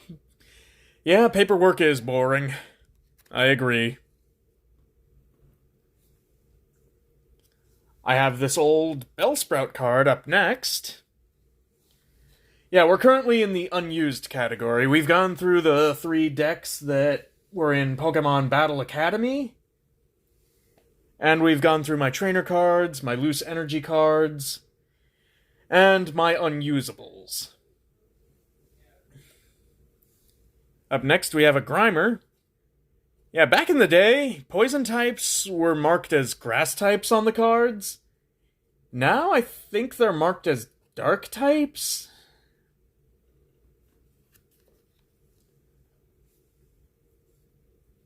But back then, the closest representation of poison was grass. Because grass poison was the most common dual type. We also have this Nidoran, male.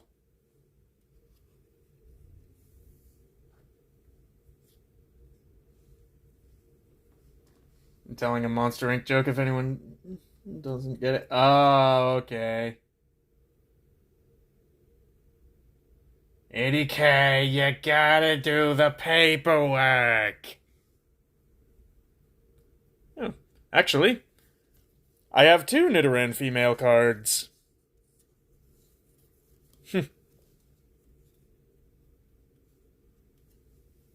I have a Nidorina, which knows supersonic somehow? I don't think Nidorina could ever use supersonic in the games. Like, in the main games, but in the TCG, it can. Will wonders never cease? Okay. I have 2 different Venonat cards. One level 11, one level 12. The level 11 can use Gnaw and Poison Powder. The level 12 can use Stun Spore and Leech Life.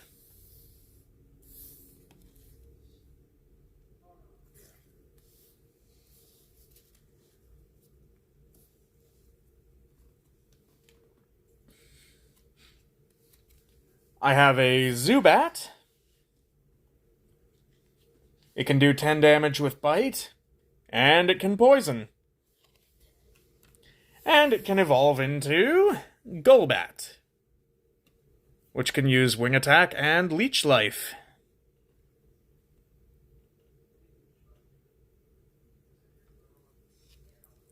Leech Life isn't all that powerful, but it heals you 20 damage in addition to doing 20 damage. I have this level 14 Pikachu. Look at that chubby boy. Look how happy he is.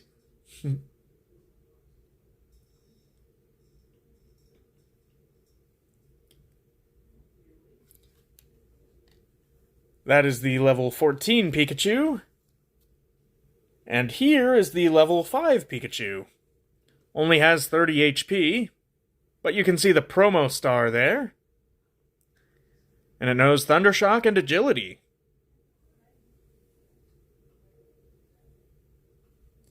And look at him dashing through the woods. That there is a mouse on a mission. Pikachu was indeed extra chunky back in the day, and I love it. Yeah, same, buddy. Same. And I specify these since there are so many versions these days. Hold on, I need to scroll back up.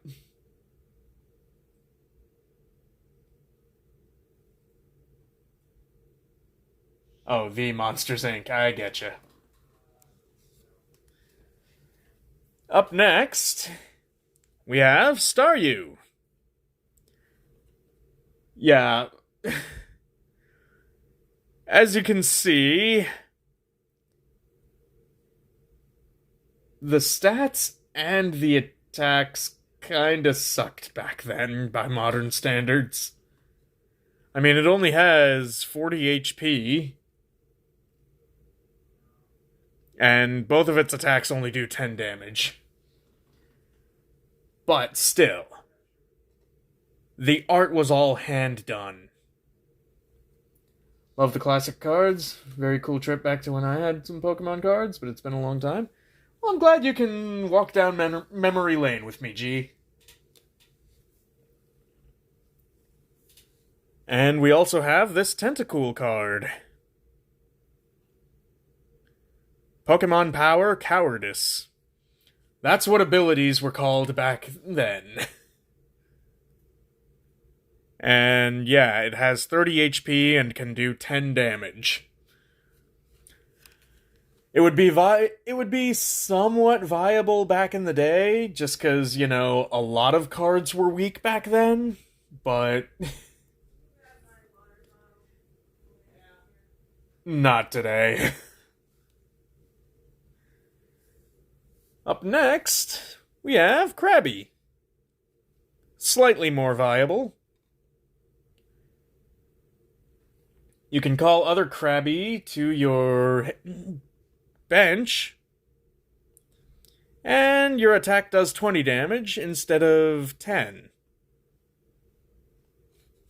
And it has 50 HP instead of 30. Also, thank you for the hydrate and the stretch gold. I will drink some Hawaiian punch.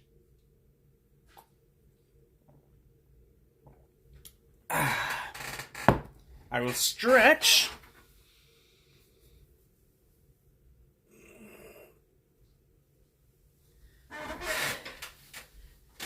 And here is your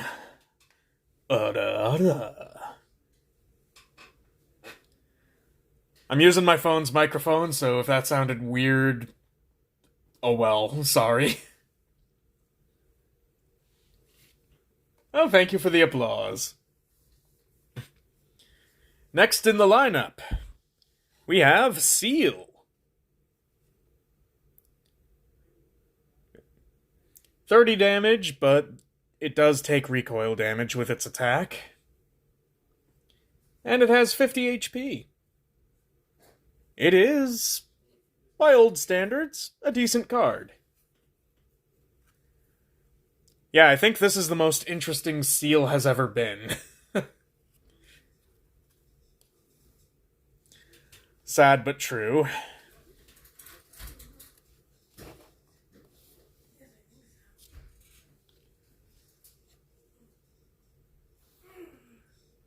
It's always silly times when saying that. The key is not to stress it. Yeah, fair.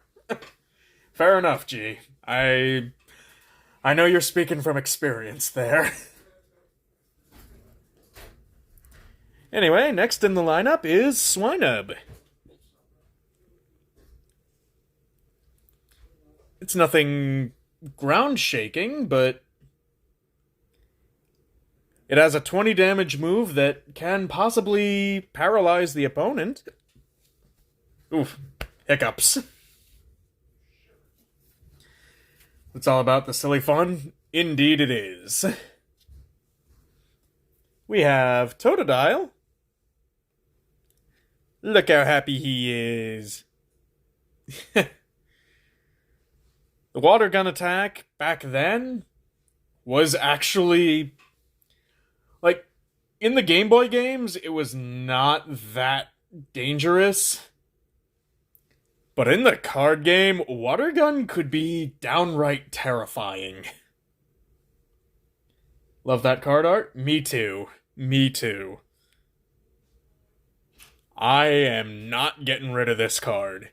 Just because it's unused doesn't mean I don't want it. Just means I'm not taking it into competitive play just yet. Up next, we have a Pokemon that really should be more defensive than it is. Shelder. 30 HP, and its defensive attack requires a coin toss to work. Actually, both of its attacks require a coin toss to work. I remember having so many cards back in the day that sucked but looked nice. Yeah, that checks out. And no gold, I am not giving away the Totodile card. Up next, I have a Gen 3 Horsey. This was from back when the e-reader was a thing. So it's a Game Boy Advance era. And look at how look at how done that Shelder is. Speaking of Shelder. Even more awesome art. Yes, it is. I am gonna frame this card. Along with the Dratini card. Although, actually, if I do that, then I won't be able to use this one. Seadra.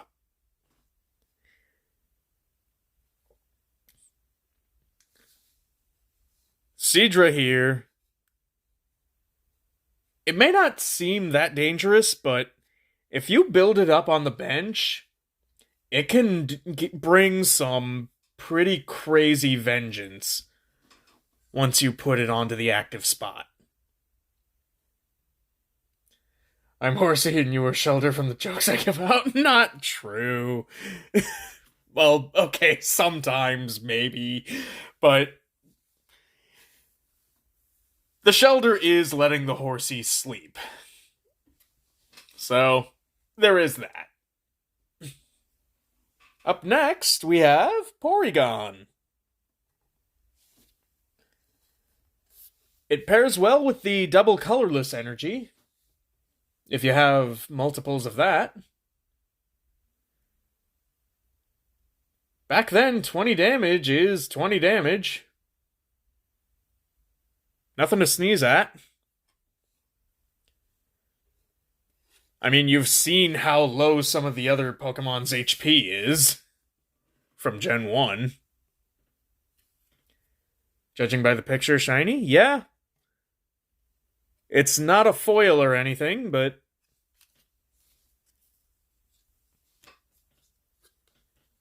up next, I have a pair of duplicates. Well, no, I just have 2 duplicates, but it is a pair of Spearow.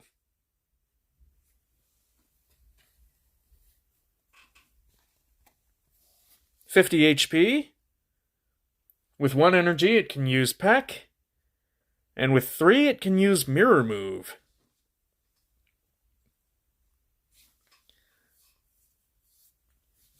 Very neat. I agree. One of these is in slightly better shape than the other. you can see a bit of, oh wait, actually. Oh, I think that's just a bit of an old rubber band that's stuck to the card. Okay. Yeah, they're in relatively equal shape then.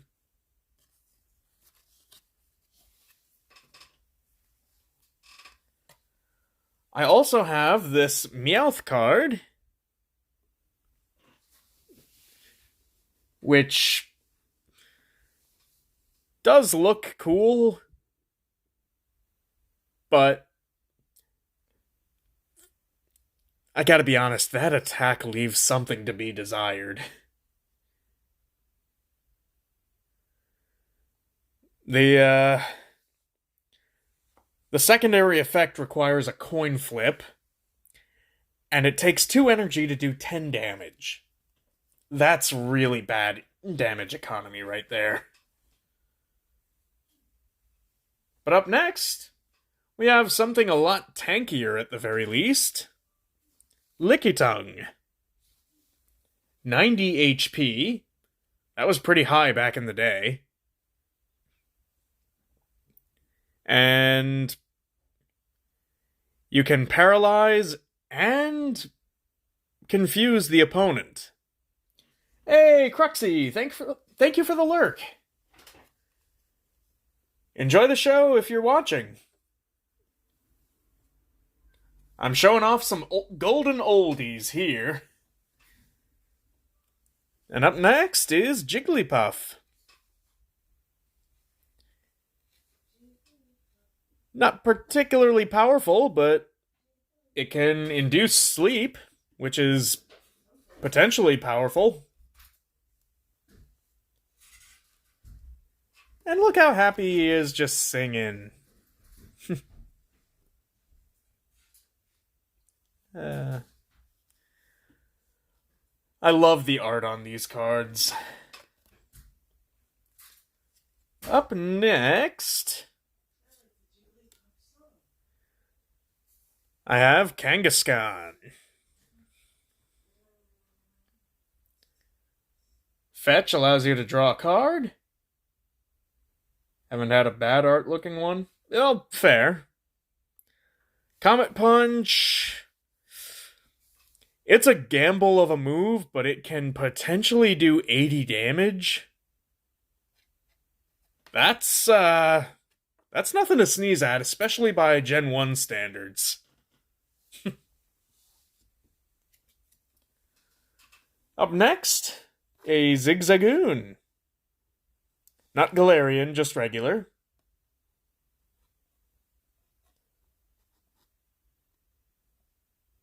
He's just having a good time in the woods, chilling on a stump. And his attack is kind of weak, but, you know, it's decent enough for a basic stage 1. Or for a basic in the early years. Okay. Up next, I have a bit of a rarity. This Pikachu card.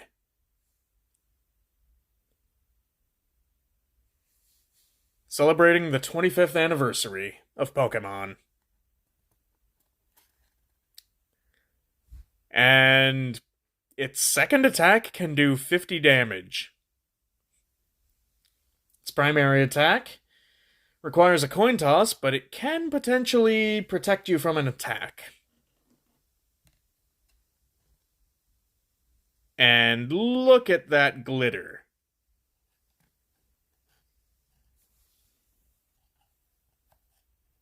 I mean, just look at that artwork. It is a beautiful card. I agree, Gold. Up next is a Yamper. It has Roar, which can get rid of a menacing card in the active spot, buy you a little time. Yes, a cute doggy. And Static Shock, which is a move you'd expect for Generation 1 electric types. Yeah.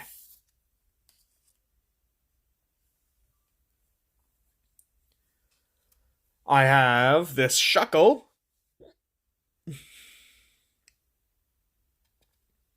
Whenever an attack does 40 damage or less to Shuckle, reduce that damage to 10.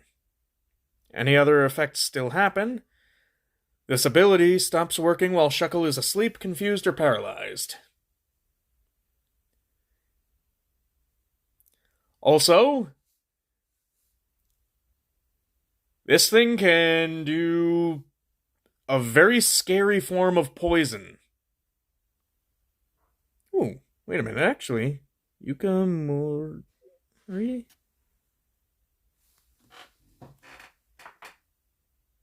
Oh yeah, look at that. It's the same illustrator as this Dratini card. I just realized that.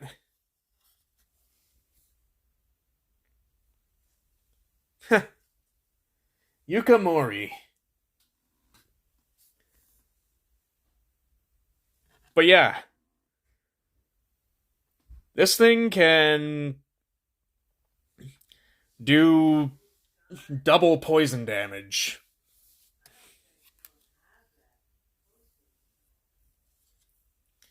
Up next, I have Hitmonchan. It has a defensive move in dodge, and Supersonic Jab does a fair bit for back then. I mean, 40 damage is enough to one-hit KO some Pokemon from the early game, or the early days of the game.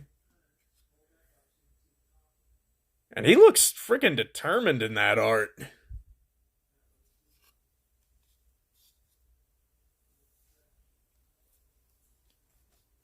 Up next, I have a Geodude.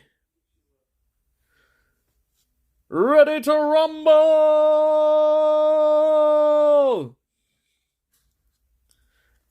Yes, Hitmonchan is ready to rumble. Geodude is ready to rubble. I can do that a lot better if you want me to. Please don't. And a Graveler.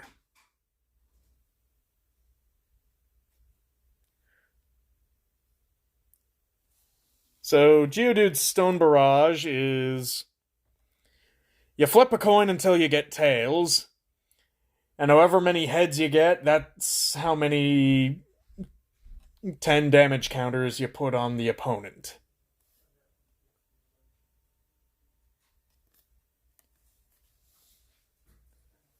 Graveler is more of a reliable damage output.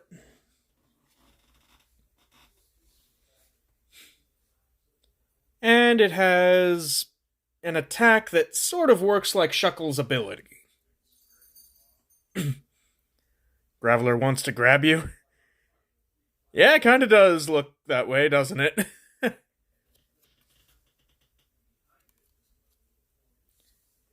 He be grabby. Up next, Aron. A pretty straightforward steel type. Nothing much to say about it, but I always thought Aron was cute. And if I can get some evolution cards for it, all the better. Here I have a relatively new Chinchou card. Searching Light lets you look at one of your face-down prize cards. Electro Ball does 30 damage.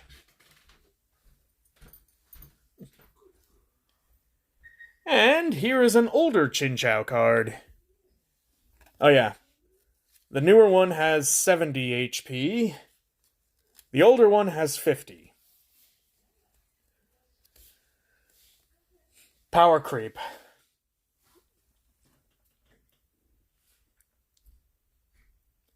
But this older Chinchou has 2 attacks, each only requires 1 energy, but different types of energy. Positive Ion can do 10 damage or 20. Negative Ion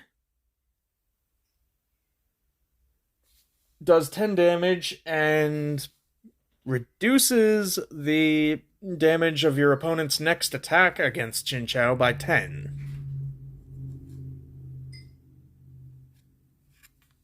So, yeah. They work with small numbers back then, but it did something. Up next, Goldeen. This Pokemon has to take damage in order to do damage, which I don't like, but if that's your thing. It does have 50 HP. For a basic Pokemon, that is pretty good. So, there's that. Here's another e-reader card of Carvanha. If Carvanha is your active Pokemon and is damaged by an opponent's attack, put 1 damage counter on the attacking Pokemon. So yeah, there's that. And it can also stop your opponent from retreating with its attack. So, yeah, that you can work those to frightening effect.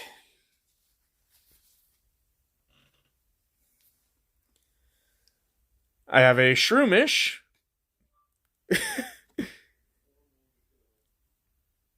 It has sleep powder, which is good, but look how derpy he is. I mean, he's adorably derpy, but still. I can't... He just looks so grumpy for no reason. Very nice art, but funny too. Yeah. Oh, yeah. I'm not saying it's bad art, just it's funny. But what's more cute than funny is this Ponyta. Do you... Oh my god. Yeah, this Ponyta shows well that fire types are some of the best damage dealers in the game. For 1 energy, it does 20 damage as a basic Pokemon.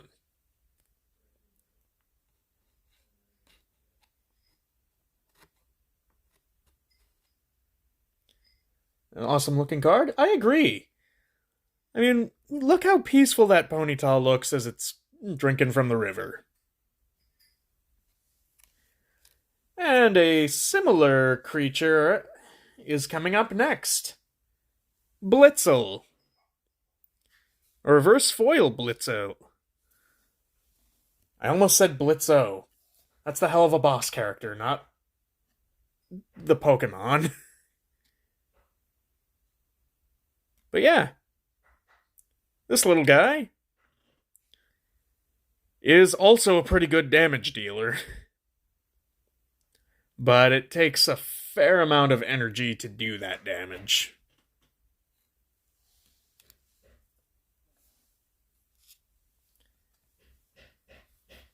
Here is a Joltik.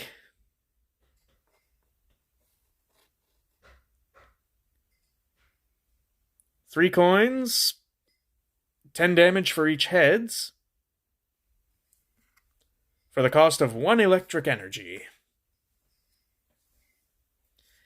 And here's another card by that same illustrator as the Dratini Shuckle. Pawniard.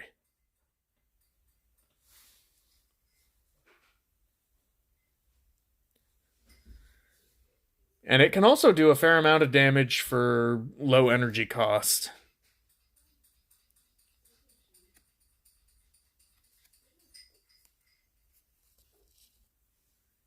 And this is one I think you guys have seen on stream before, but we have Miss Drevis.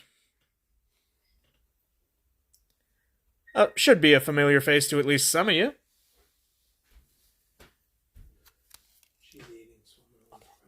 Okay. And we also have Emolga.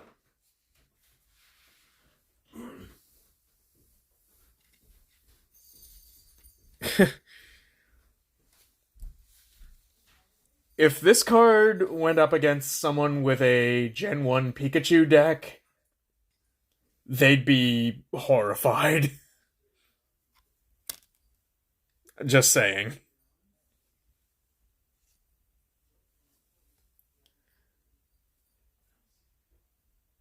It would really be one of those "I'm you but stronger" memes.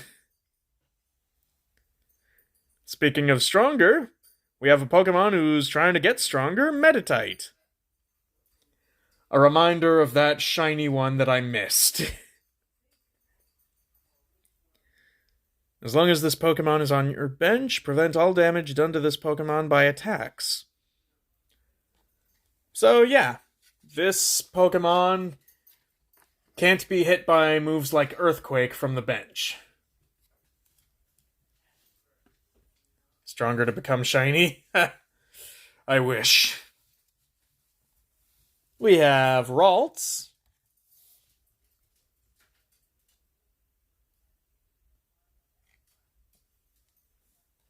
Cute little fella. He seems happy.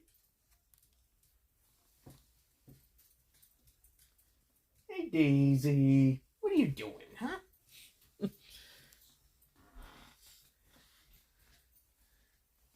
Dog's wandering around up here now. I think we've seen a Fletchling card already, but here's another one. It is pretty cute. We have a Stunfisk card. Hey, pull my finger.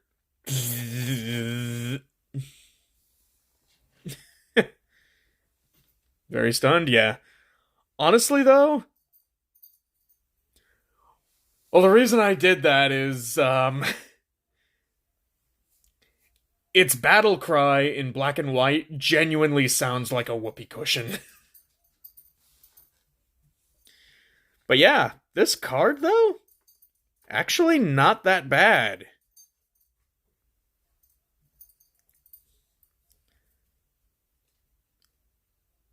Mystery Bolt? If you haven't put a supporter card in the discard pile, then you can do 100 damage to one of your opponent's Pokemon. Active or benched.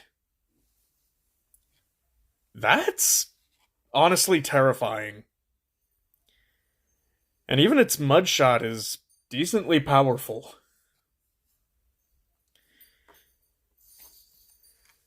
I think Stunfisk is better in the card game than it is in the main games. Up next, we have Baltoy. Not much to say on this one, honestly. For 2 energies, it can do a 20 damage attack. And it has 60 HP. And it is a ground type. That's about it. I don't have a, I don't have a Claydol card, so I can't evolve it, but it's there if I ever get one. At least it's good that some Pokemon can be bad in one but good in the other. Yeah, I agree. Up next, we have Spinda. This can do 10 damage to each of your opponent's Pokemon. And it confuses the opponent's active Pokemon. And all it takes is 1 energy. Spin. Whoosh, whoosh, whoosh, whoosh, whoosh. Plop.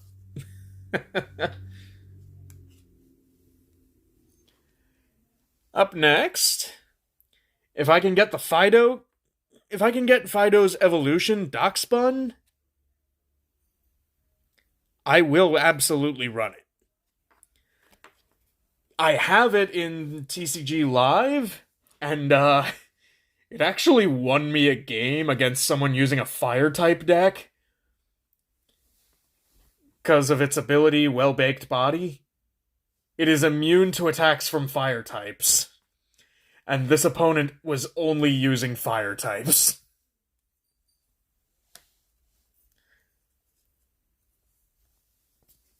I think they realized that they were gonna lose either to me knocking them out or to deck depletion. Even though I was trying to be sporting and let them at least try to take some prize cards. Because they conceded. Up next, a card that is unused, but I could absolutely find a use for. Cyclozar. Its attack does 10 damage to itself, but it has 110 HP. That's not a huge concern.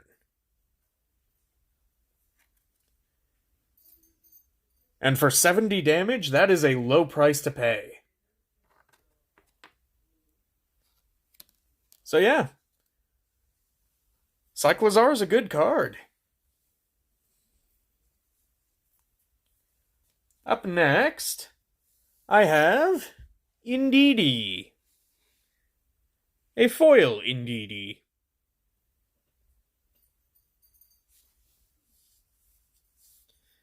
It can induce evolution. And it can put the opponent to sleep. A handy card to have. And the artwork is cute, I agree, Gold. In fact, let's take another look at it.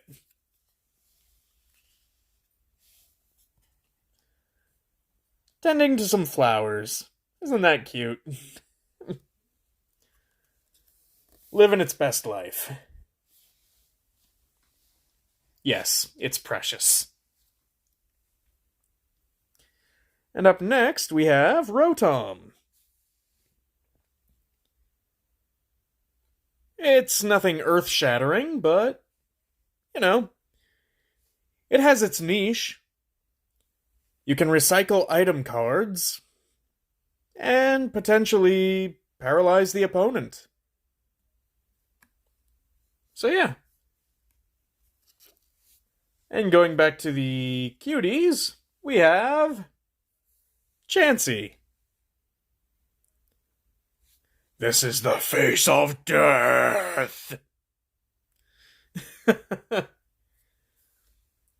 have been fun if Rotom's art had oak in it. Oh yeah, that would be cool. But yeah.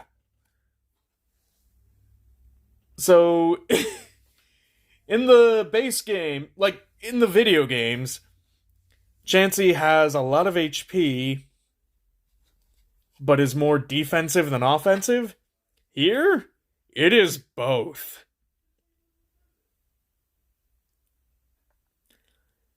Its first attack does 40 damage. Its secondary attack is Rock Blast times 6. Or Rock Barrage. Stone Barrage.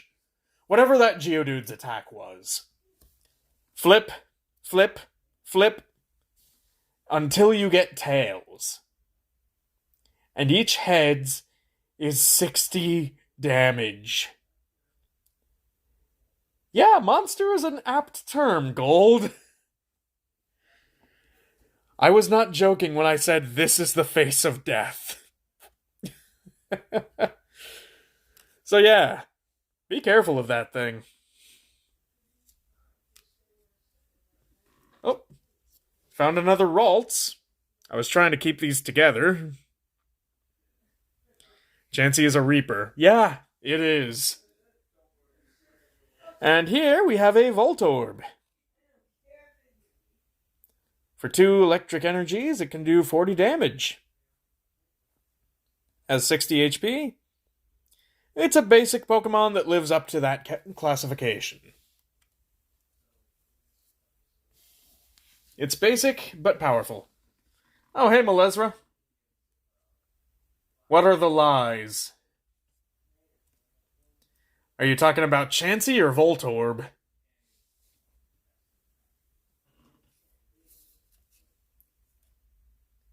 I don't believe in Voltorb that can't explode. Oh. Well, I mean,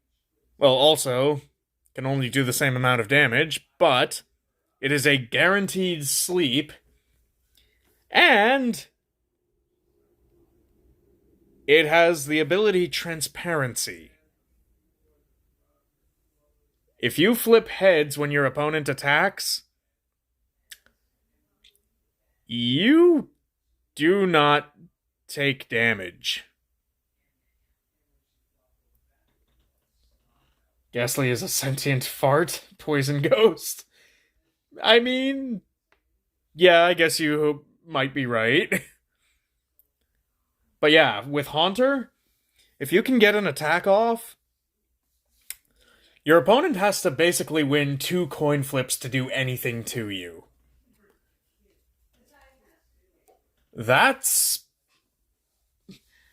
pretty good even by today's standards. And up next, one of my rarer cards, a promo Mew card.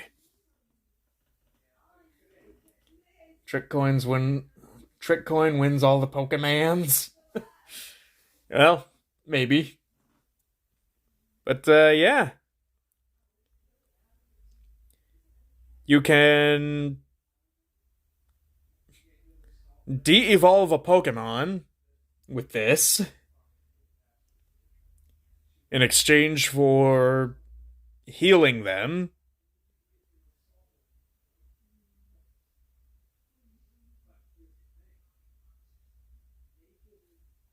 Or wait. No, all it does is heal status ailments, not damage. But yeah, this is a promo card of Mew, and it's not the Mew card that Lawrence III had, but it's still a rare one. I think. Pokemon the first movie was weird. It was, but, you know, it was the first movie. Up next, I have Slackoth. Weird but fun? Yeah, exactly. This one's fairly straightforward. It has the Slack Off ability, or attack.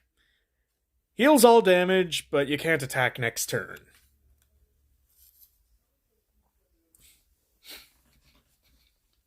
Pokemon acknowledges the existence of Minnesota in the dub. Interesting. I think most Vikings are from Minnesota. Oh yeah, that's right. Well, up next we have Vigoroth. Pokemon the movie 3 is the best for me. Yeah, I can respect that. But yeah, this Vigoroth card is kind of powerful. Not earth-shatteringly so, but can do some damage in the right hands.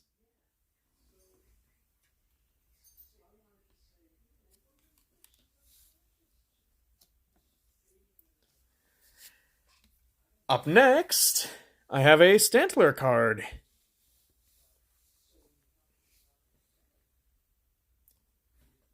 Another unused but not useless card.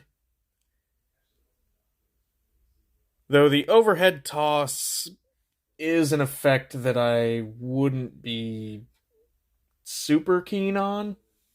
The evolved form of that is weird. It is weirder, yes. Also, give me just a second.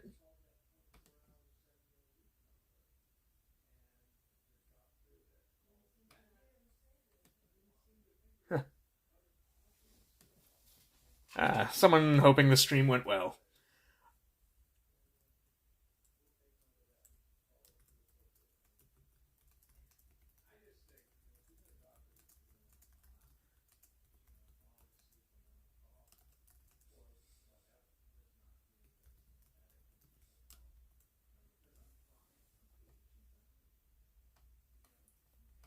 Okay. I see one of the Treasures of Ruin Pokemon in the background. Pretty sure it's called Steve. Oh, yeah, this is a card book that I picked up. It's empty currently, but It has all 4 of the Treasures of Ruin.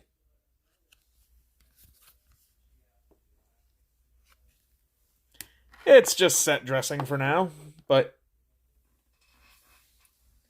it's nice of them to say, yeah, it is. Very good friend of mine. Up next, I have perhaps the most glittery card in existence. This Snorlax.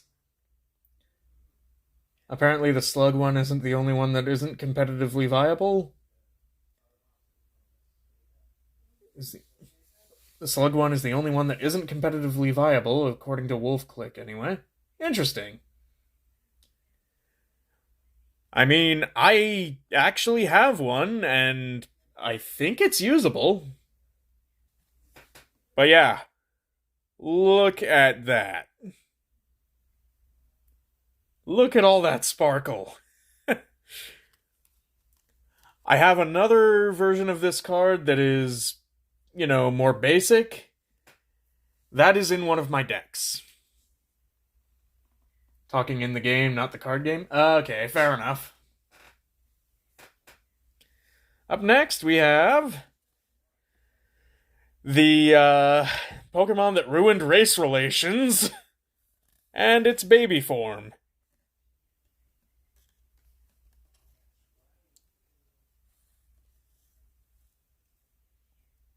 We have Jinx and Smoochum. Oh, sweet, you have a Mr. Popo. Popo!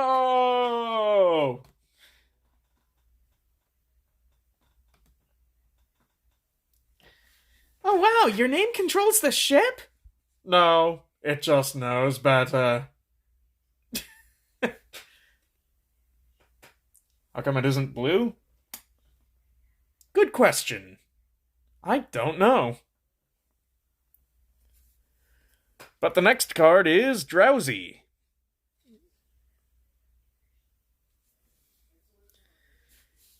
It has the ability to force the active Pokemon out, and then put to sleep whichever Pokemon takes its place. Pokedex says so. Okay, it doesn't say that it eats children, just that it abducted a child once. It also describes that as a rumor, not a fact. And let's be honest, a lot of Pokedex entries are bullshit.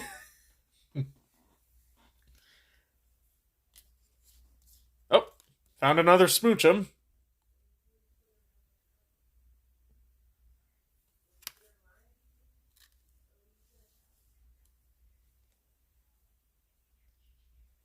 Drowsy is sus like boyfriend. Shut up! Anyway, we have Mr. Mime. Its Mind Shock attack does not apply weakness or resistance. And it has Energy Barrier, which reduces any damage it takes by 10 for each basic energy card you've attached to Mr. Mime, up to 20. So, okay, it's actually a fair bit more limited than I was starting to think, but whatever. Oh, I found another Slowpoke. Another duplicate that I didn't keep with its mate. And here is a different variation of Drowsy. Once during your turn, before you attack, you may flip a coin. If heads, the defending Pokemon is now asleep. If tails, your active Pokemon is now asleep. Can't be used if Drowsy is affected by a special condition. What I want to know is, why use that when you can just use Nightmare? And yeah, Mr. Mime is Ash's dad. Also, we're up on another ad break. So, yeah, we're just gonna run a 3-minute break. You guys do the ad dance. I'll be back soon. What if Drowsy isn't your active Pokemon? Oh, You know what? I'll look into that while we're doing the ad.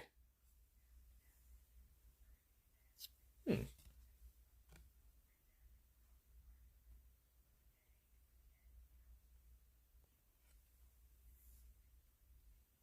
Huh. Okay, you know what? You might actually be right, Mal. That would be something to consider.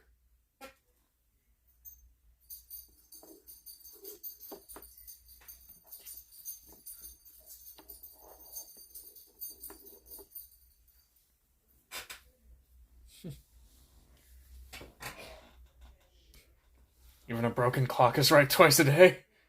Okay, fair.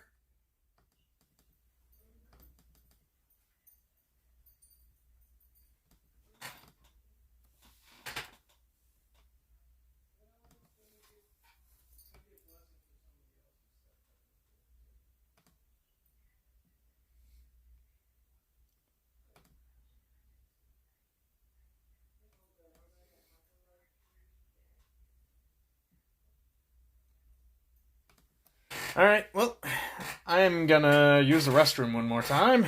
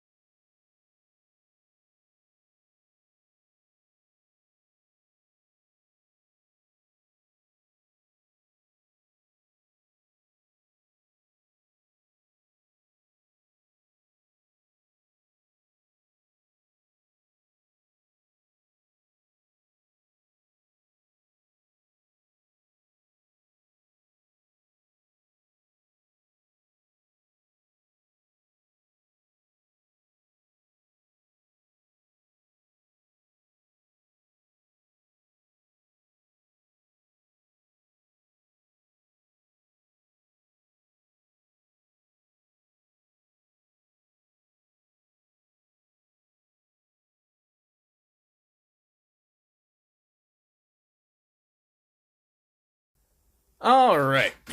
I have returned. How's everybody doing?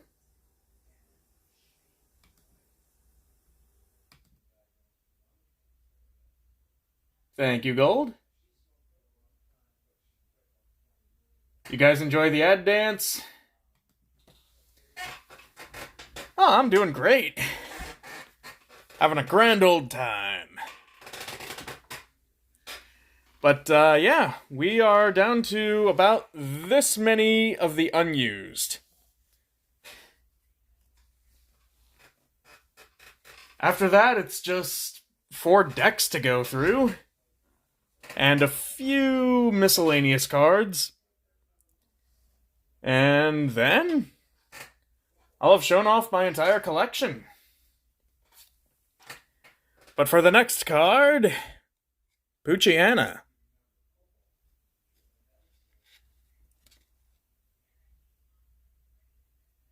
It's a pretty simple dark type. I don't have its evolution card, so...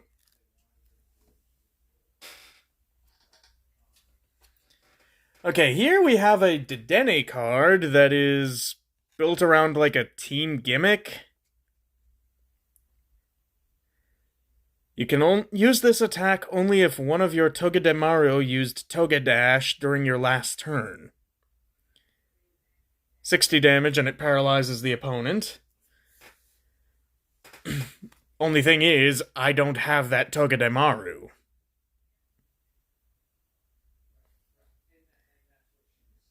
But yeah, the idea is you use the Togedash, then you have it retreat, put this card into play, have it use Dede Short, then you have this card retreat, and put this card into play to use Peko Blaster, and that does another 60 damage. Thing is, this card's kind of useless without those. Alright, thanks for coming, Gold. I will try to save the VOD of this stream and upload it to YouTube, so you can watch the rest sometime soon. And I have a duplicate of the Morpeko. Good night, Gold. Rest well.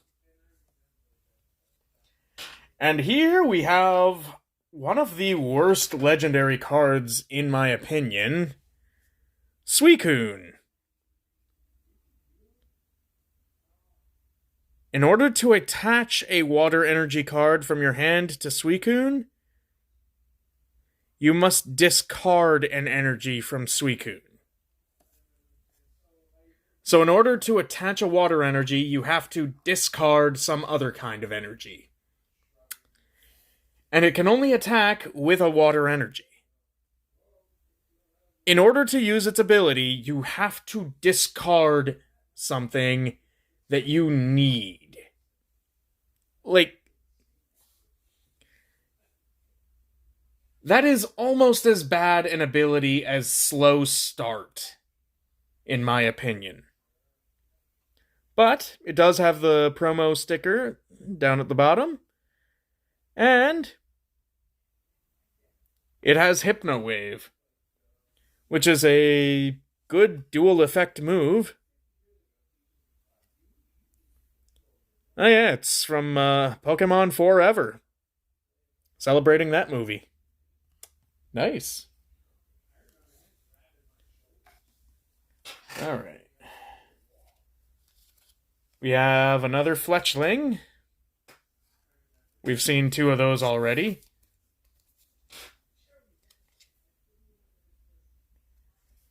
I have a Psyduck card here. And another Psyduck. This one by Yukamori. Same as that Dratini, Shuckle, and Pawniard. It's kind of cool to see that Yukamori is still in the card business. Or the illustration business. And, playing off of those 2, I have this Golduck. Aqua Edge, that's a cool sounding move. Entangled Dive, discard each player's active Pokemon and all attached cards.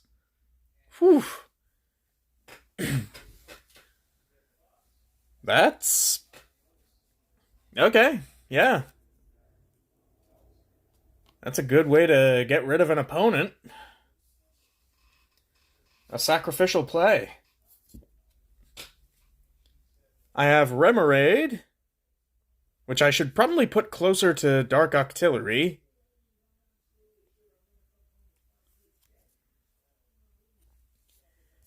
And lastly, an Electrike, and a Manectric. The Electrike has Super Thunder Wave. I don't know if this is referring to like some double battle mechanic that got discontinued, or if it's talking about all Pokemon on the bench when it says each defending Pokemon, but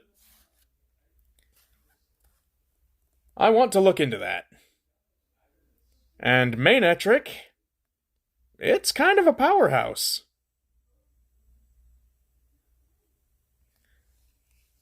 And that is the gargantuan unused pile.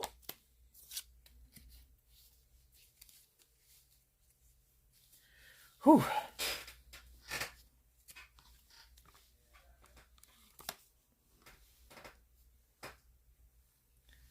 Now,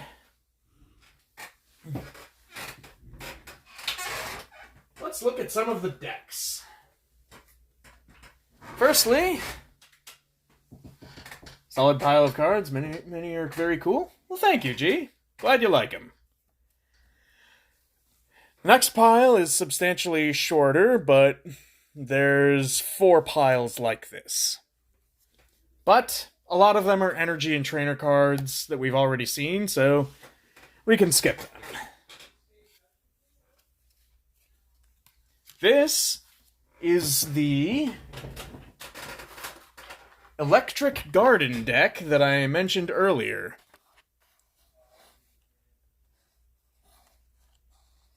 It was meant to be used with the e-reader. Contains 24 energy cards, 3 rare cards, 11 uncommon cards, summon multiples, and 22 common cards. Summon multiples for a total of 60 cards.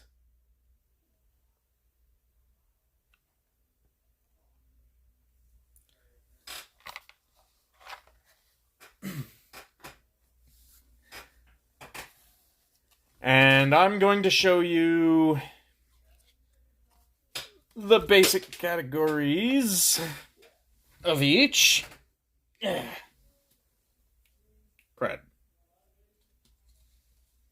I just dropped a few.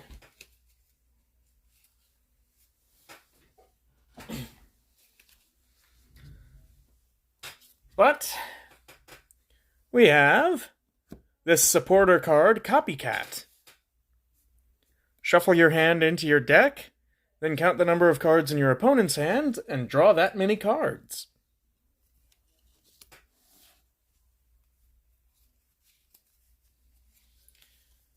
We have this fancy electric energy. We have Bill's Maintenance, another supporter card. You shuffle 1 card into your deck, and then you draw 3 cards.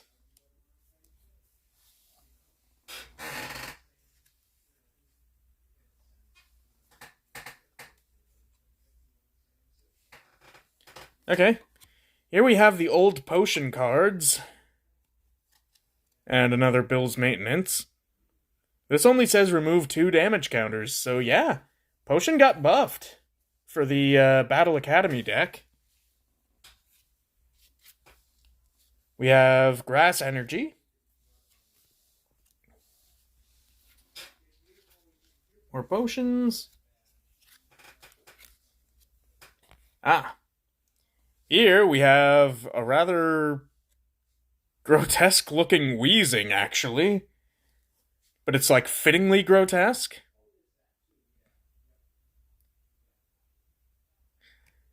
It can either poison or confuse the opponent.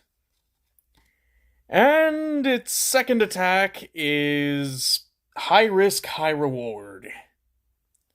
Either 60 damage to your opponent or 60 damage to you. So yeah, that's a thing. We have Vileplume. It has the Poison Pollen ability. During your turn before you attack, you may flip a coin. If heads, the defending Pokemon is now poisoned.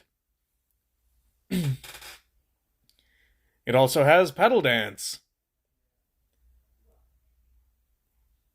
You flip 3 coins, you do 30 damage for each heads, and Vileplume is now confused. A bit of a high-risk, high-reward move. We have an adorable Flaffy at a Christmas tree.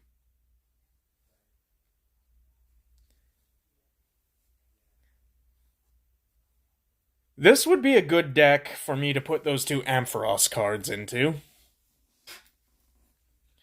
Because it doesn't actually come with an Ampharos. We have Oddish. It has 2 weak moves, but one of them can induce sleep. So, yeah.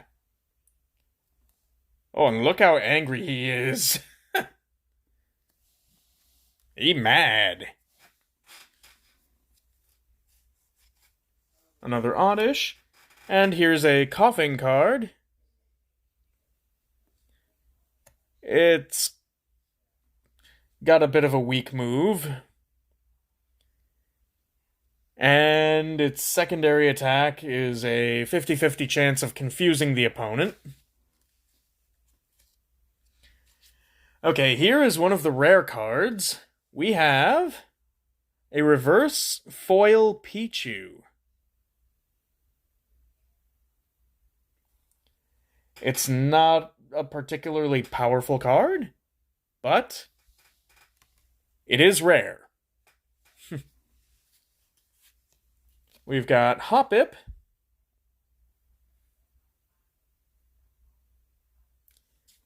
This Hoppip has the zoomies. I mean, look at that.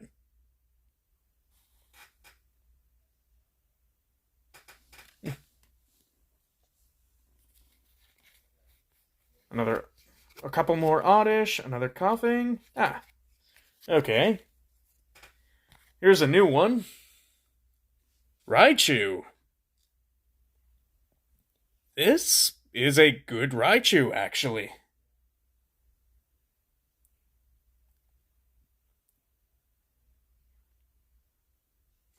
I mean, its attack is a bit costly for energy, but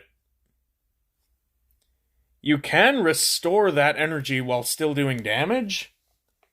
And it's got decent HP, too. We've got Power Charge. You flip a coin, and if heads, you can shuffle 2 energy cards that you've discarded back into your deck.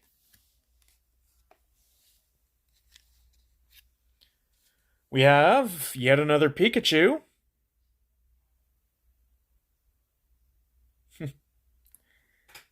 Little less chunky, but look how happy he is. Look at that big smiley face.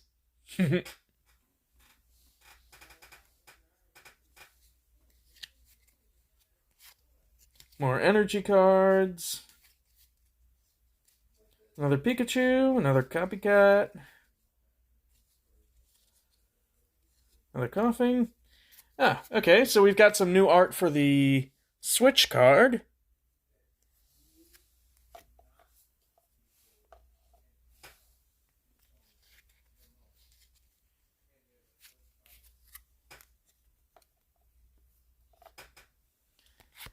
And we have a pair of Electabuzz.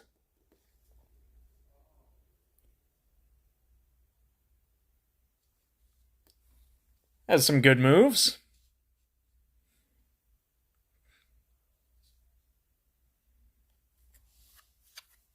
Or at least interesting moves. Another Flaffy. More energy. Okay. We have Gloom completing the evolutionary trio.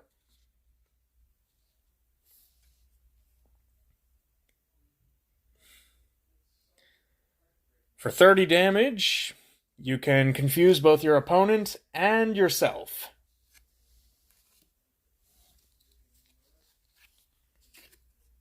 We have Energy Search, a handy trainer card to have.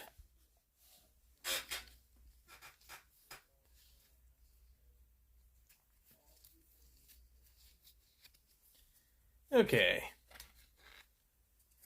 I'm skipping over the duplicates that we've seen already. Here we have Mareep.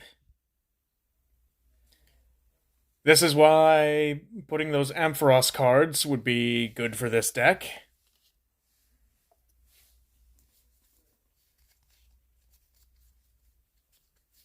And yeah, the rest is all stuff we've already seen.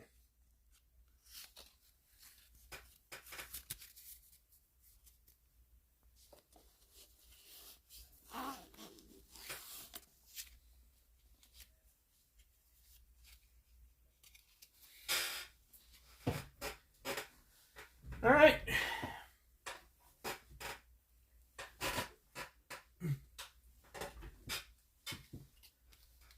Next up, we're getting into some interesting territory. We're getting into the first of my 3 customized decks.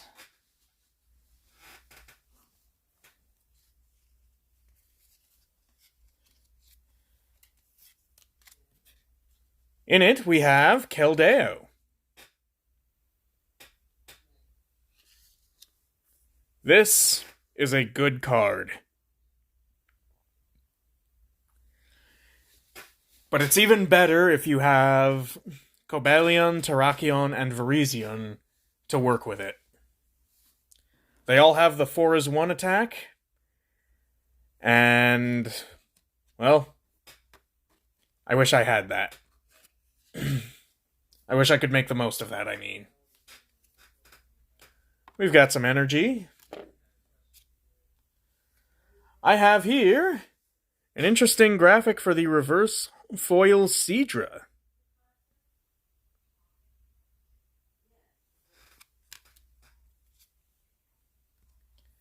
I have the Boost Shake, allowing you to use an evolution just whenever, wherever it is in your deck. Another Keldeo. I have Hisuian Basculin. The interesting thing about this Pokemon is it can attack without any energy, but you do need to flip a coin for it to work. Still, if you get heads, 40 damage is pretty good. Like, that is good damage economy right there. So, yeah. We have Horsey. It has 1 weak attack, and that attack switches it with one of your benched Pokemon. But it's a free retreat. I have Snorunt. It has an attack that lets you draw an extra card for that turn, so that's handy. And I can evolve it into this reverse foil Glalie. If I had a Candace to play in this deck, I could potentially do 260 damage with this thing. But I don't, so I'll have to settle for 130. C'est la vie. I have another Stunfisk. So there was one unused, one that is used.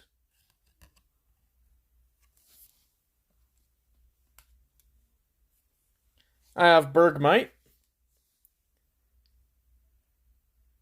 It's kind of a scrub card, but, you know, it can do 40 damage, and it has 70 HP. So, yeah, I run it.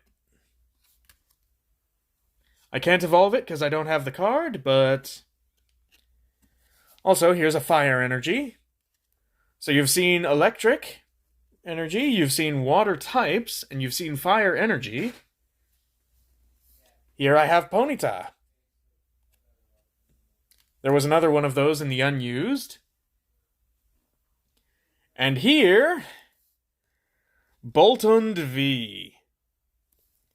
Oh, Gold, if you could see me now, you'd be wanting the shiny again.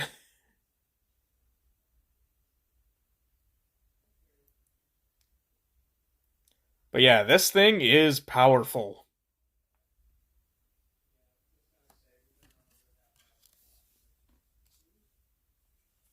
And we have water energy. Need some of that. More energies. More energies. Even more energies. Okay, I drew like 7 energies in a row before I finally got this. Riley. A supporter card. Reveal the top 5 cards of your deck and have your opponent choose 2 of them. Discard the chosen cards and put the remaining cards into your hand. So, you discard 2 cards at your opponent's discretion, and you gain 3 in your hand. Here's a reverse foil Magmar.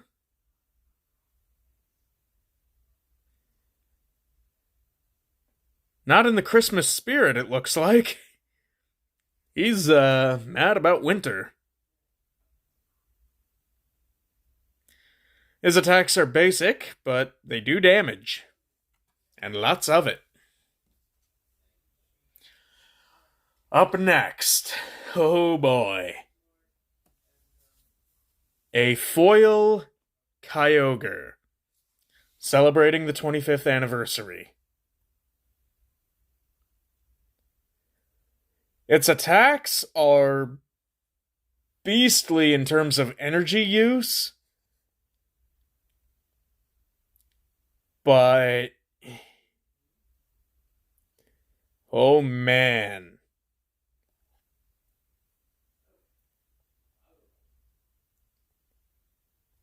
It does a lot. 120 damage with Surf. And with Aqua Storm, you discard the top 5 cards on your deck, and for every one of those that was a water energy card, you do 50 damage. You can potentially do 250 damage that way.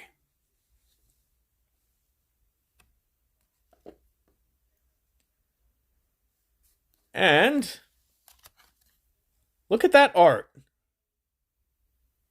It's swimming with the admins of Team Aqua. I mean, that's just cool. And it's a commemorative card as well.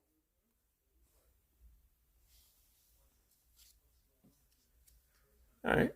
I have another variety of Porygon here.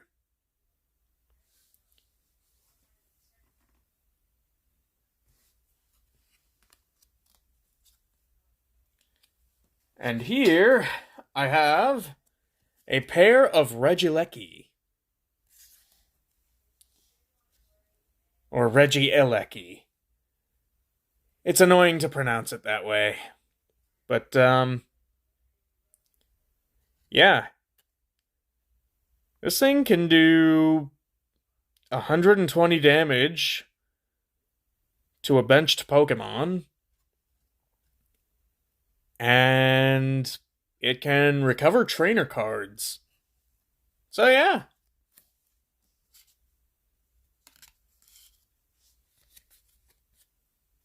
More energies.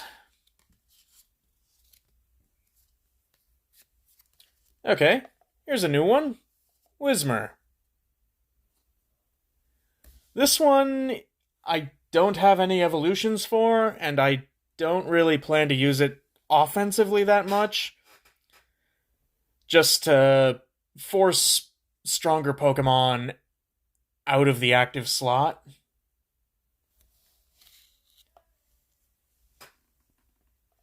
But, yeah, it works for that.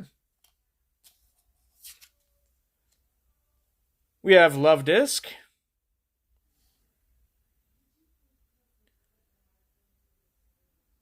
Shuffle your hand into your deck, then draw a card for each card in your opponent's hand. It's basically Copycat in the form of an attack.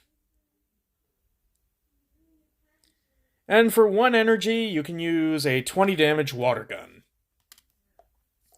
That is the most useful Love Disc has ever been, I'm pretty sure. At least in battle. I have here another Mareep card.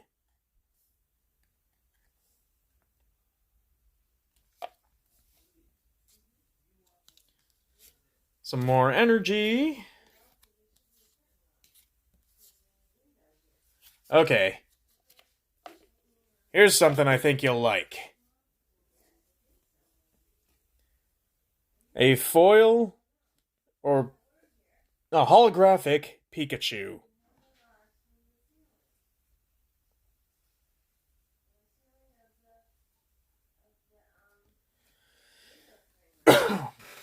Actually, yeah, I think I had another one just like this in the unused pile. Huh. But still, pretty cool. We have Raichu.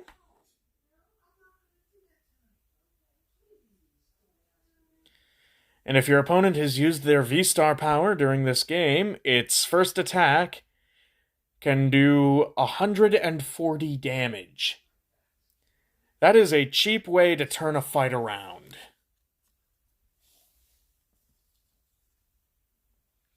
Okay, here we've got another card that came in that McDonald's pack. Lapras. I don't have Melanie cards, so this is not the best deck to use, or the best card to use in the deck, but I mainly run it for the Icy Wind. 50 damage, and it puts the opponent to sleep. And we have this happy little piggy, Lechonk.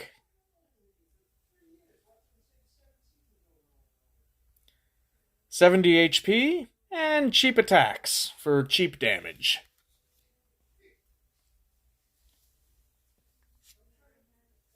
More energy.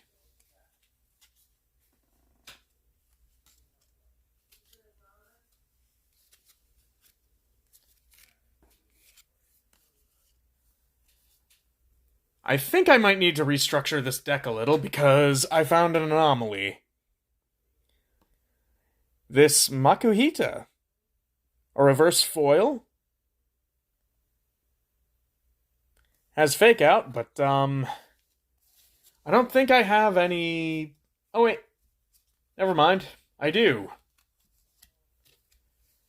I have 3 basic fighting energies to shuffle into that deck.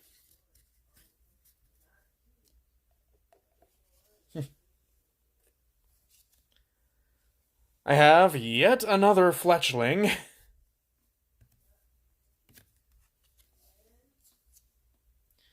I have this reverse foil Toxel. This is a gamble card. I don't have Toxtricity, but that Whimsy Tackle, it can do a lot if you'll flip heads.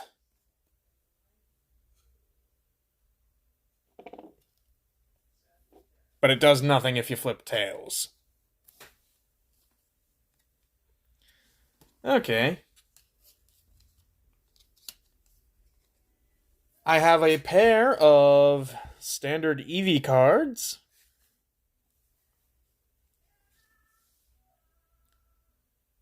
It has a defensive attack and an offensive attack. And here, a reverse foil Eevee with an attack that lets you summon an energy, and another attack that is a bit of a gamble.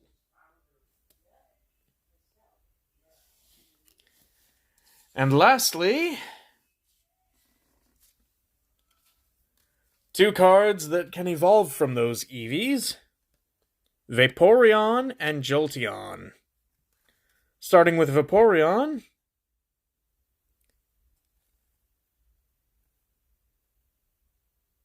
I don't know what this ability refers to when it says Memory Capsule, but apparently if it has one attached, then Fire Pokemon cannot use their abilities. And for Jolteon, ability is the same, only for Water Pokemon. Its attack is a little more costly in the energy department, but it does a bit more damage too. Also, this card is holographic. Alright. Told you we were getting into the good stuff now.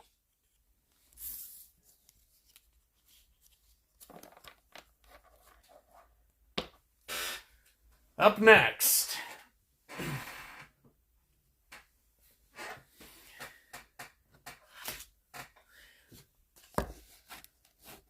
I have this deck box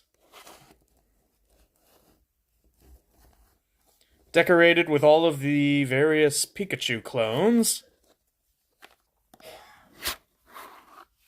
except Mimikyu, oddly enough. Justice for Mimikyu, guys. Now, here are some Pokemon, or some cards that I just kind of keep in loose rotation, that I might use in a deck, or that I'd want in a deck, but I don't have in a deck right this second. But I'll switch them in with stuff that is in the deck. We have this Magnemite, which Malezra might find annoying, because it can self-destruct better than that Voltorb I showed you earlier.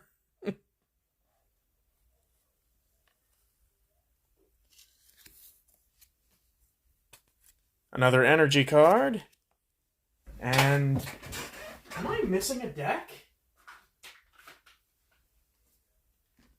No. Okay. I just realized where it was. And we just haven't gotten to it yet. We have a foil Magneton to evolve from that Magnemite. It can also self-destruct. Malezra, eat your heart out. I have this old Magmar. 70 HP. Doesn't do a whole lot of damage, but it does enough, and it can poison.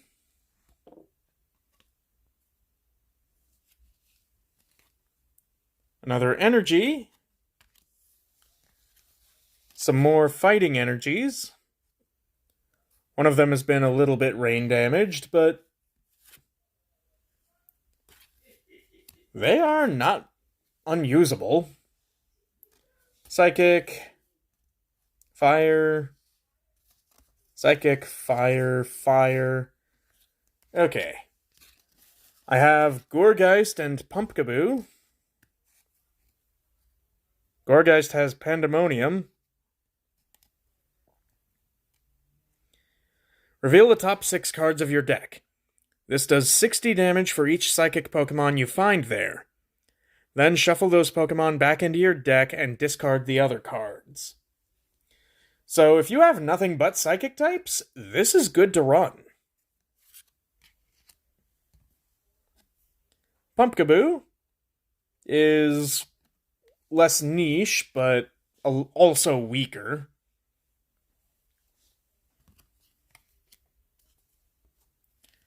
We have Potion, an older one. Another older one, Pokeball.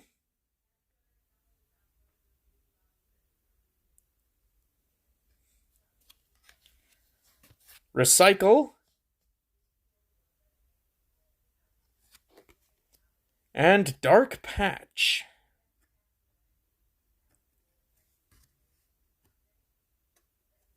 Lets you bring back a discarded Dark Energy. Alright.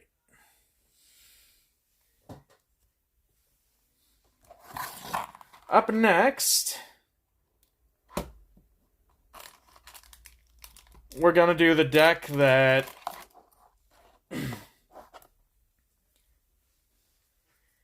doesn't use as many of those cards.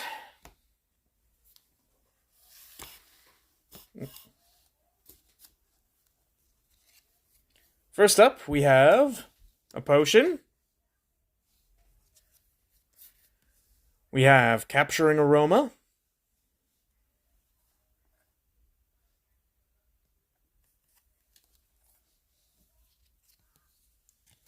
We have Cursed Duster. A lot of trainer cards so far. If the Pokemon this card is attached to is knocked out by damage from an attack from your opponent's Pokemon, discard a random card from your opponent's hand. We have Hisuian Voltorb, which Malezra would also call a lie, because it can't self-destruct.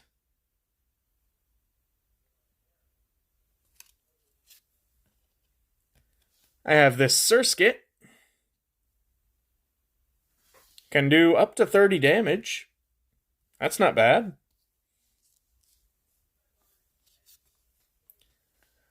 Here, I have a Reverse Hollow Gossifleur. It's a weak attack, but you heal with the attack. Dwebble. It has an attack that is weak, but has the potential to be stronger. I mean, doing 40 damage if you land heads, that's not bad.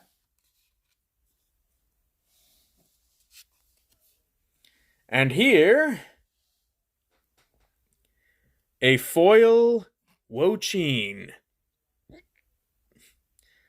Now this card is competitively viable. You can call in discarded grass energies, and you can make your opponent's attacks cost 2 energy more during the next turn, while also doing 140 damage to them. That is nothing to sneeze at. And I believe this is the last of those 4 McDonald's cards.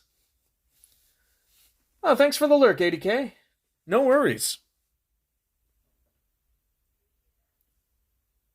But yeah, this is a bit of a weaker card, but it's cute.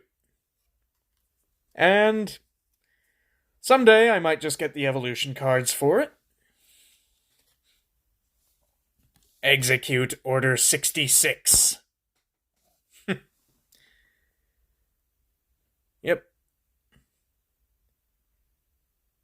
It can use Sleep Powder or Psyshock, whichever, depending on the energy you've attached. And I can evolve it into this Reverse Foil Executor. It can disable one of your opponent's attacks, and it can do 90 damage with Solar Beam. Nice. We've got some Psychic Energy. We have a Gloom card.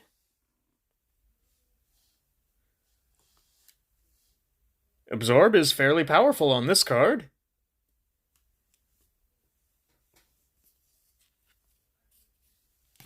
Alright.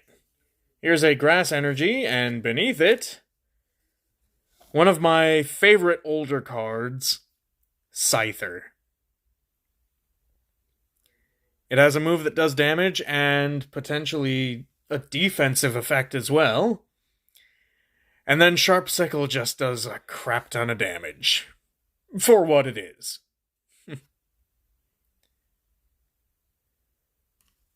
I do love this card. More Grass Energies.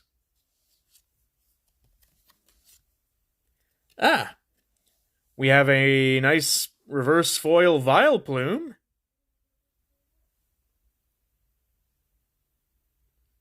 Paradise Pollen and Horrid Pollen.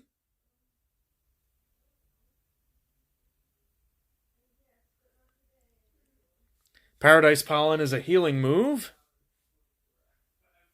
And Horrid Pollen is a damaging move that will either paralyze or confuse. Yeah, that's a bit busted. And of course, I wouldn't be able to use Vileplume or Gloom without Oddish.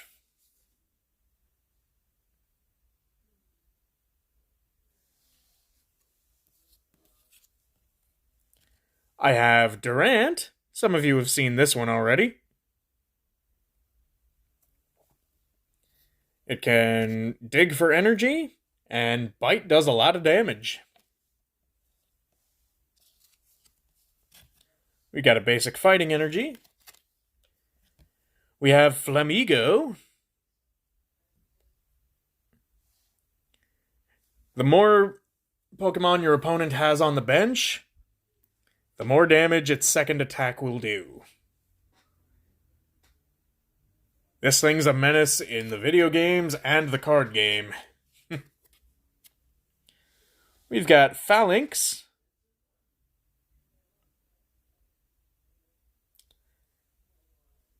It can do extra damage to a Pokemon V. And Jet Headbutt is just dang powerful.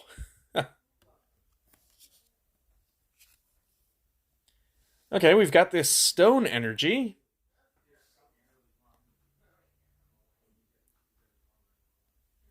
Pokemon that this attaches to take 20 less damage. Excuse me just a moment.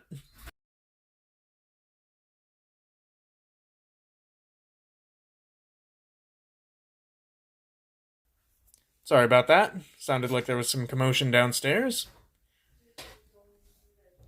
We've got another fighting energy. We have Hisuian Growlithe. Look at this happy little boy. Defensive posture does not require any energy to use. It just requires a coin flip. And Bite is decently powerful. We have a Rockruff. Look at this happy boy. Oh, and there's a cutie fly buzzing by his ear. I just realized that. Oh, that's cute. We have another Makuhita.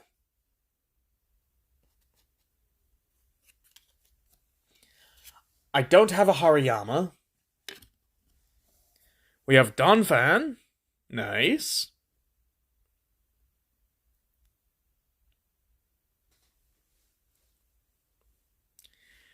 Does a lot more damage if the opponent has damage already. So yeah, that's a thing. We have Phanpy.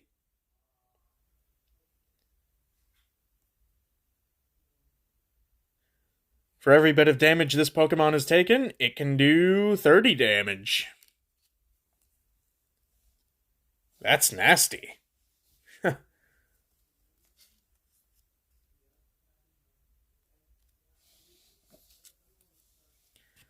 Hippowdon, with a little Dwebble staring in terror.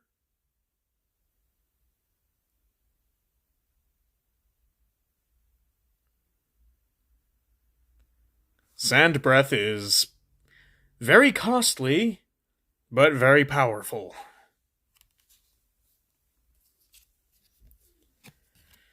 And of course, we wouldn't be able to use that without Hippopotas.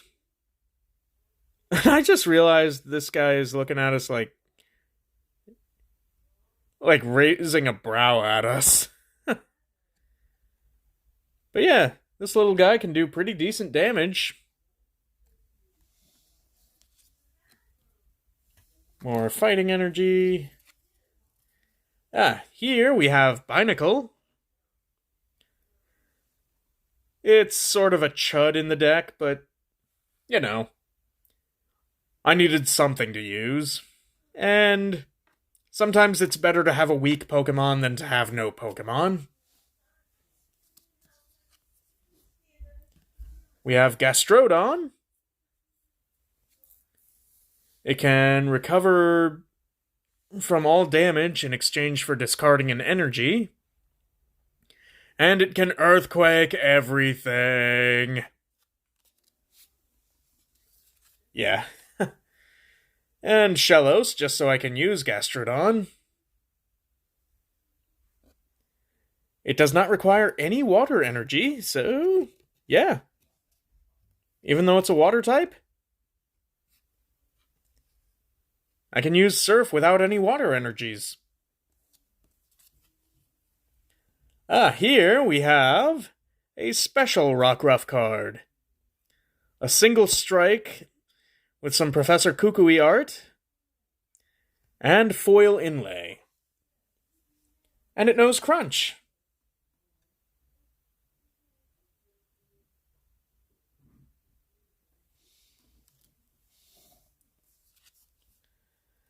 And I have Slitherwing.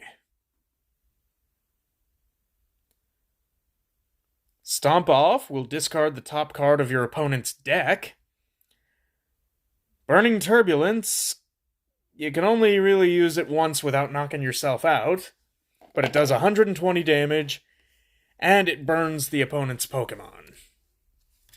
And yeah, that art looks terrifying. In a cool way, but yeah. Ferocity. A pretty basic steel type. And its evolution, Ferrothorn. And it has a very good ability, Exoskeleton. Takes 30 less damage from attacks. And Spinning Needles does 50 damage on the first turn and 100 damage on each subsequent turn.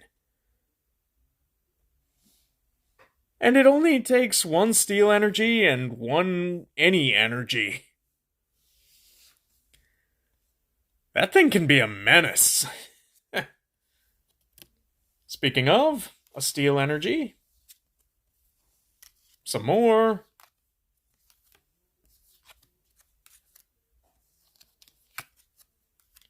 Man, I really stacked the bottom of this deck with them, huh? I mean, I have to shuffle it, but still. We're getting into a lot of energy territory. Yeah.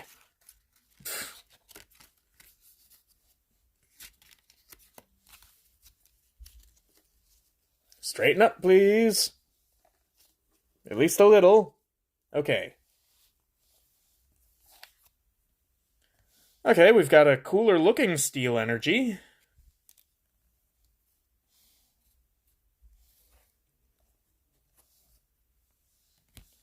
Cooler looking fighting energy. A cooler looking grass energy.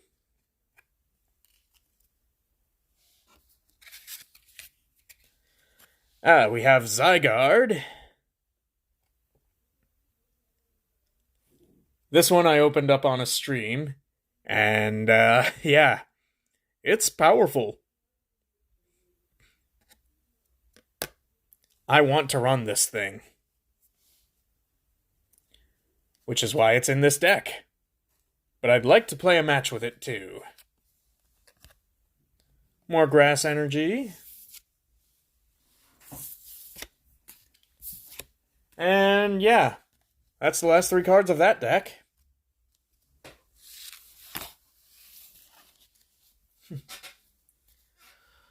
Whew, we've come a long way.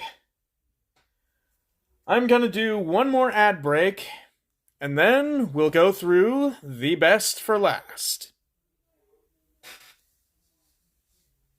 See you guys in just a minute and a half. We'll do a shorter ad break this time.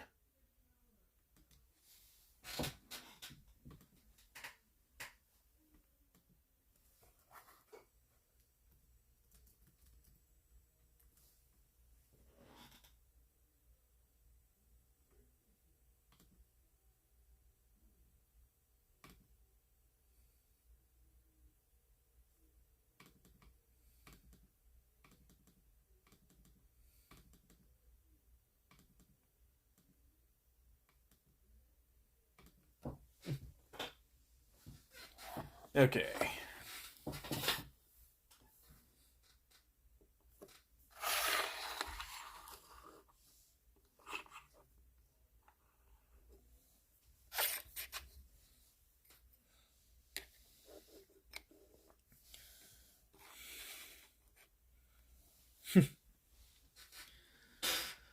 All right.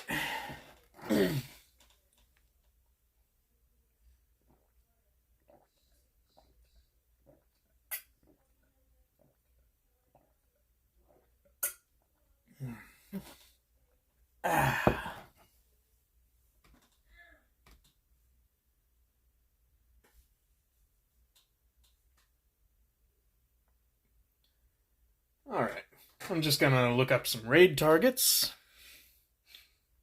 We could raid Aki, we could raid Janie.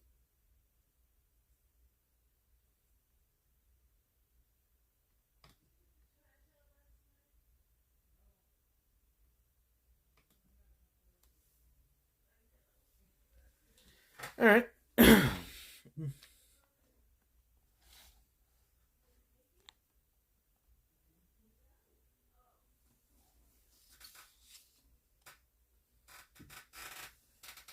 Alright. We are back. Half an hour until the next ad break. But I am going to show this off. Something that came with the card box. Or the deck box.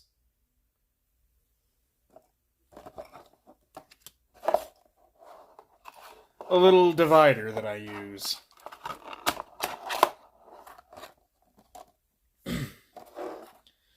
Alright. I'm saving the best for last here. 'Cause coming up, this is the last of the decks. Took almost 4 hours just to get this far. I think it'll be 4 hours once we're done with this. Or at least very close to. But, first, and favorite, well, a favorite, Vulpix.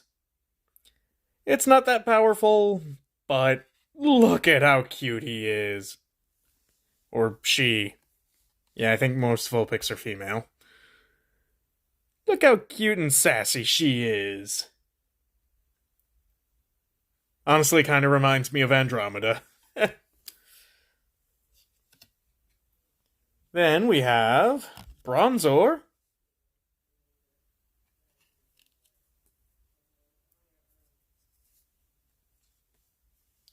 A Steel Energy. I have this Switch cart.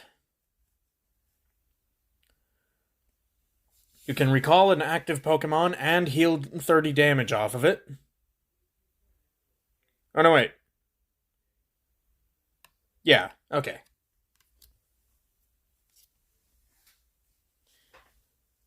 Here is Togepi.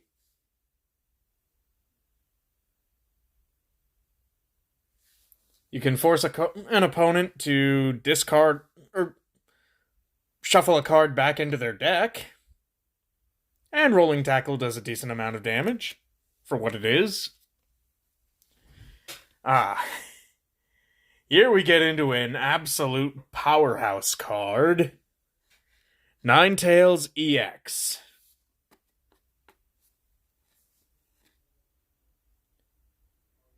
Heat Wave burns the opponent, and Mirrored Flames does 80 damage, but it does almost triple that if you're holding the same number of cards in your hand as your opponent.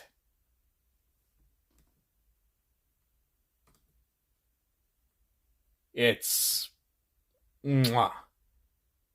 It's amazing. I freaking love it.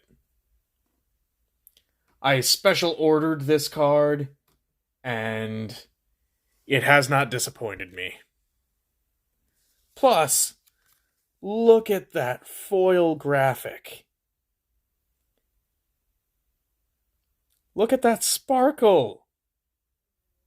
You seeing this, guys?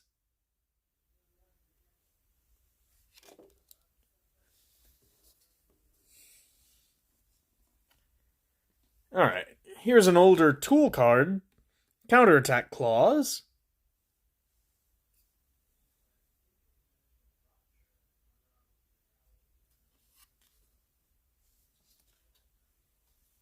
Some Steel Energy. And here is just a little basic Brigadier, Rufflet.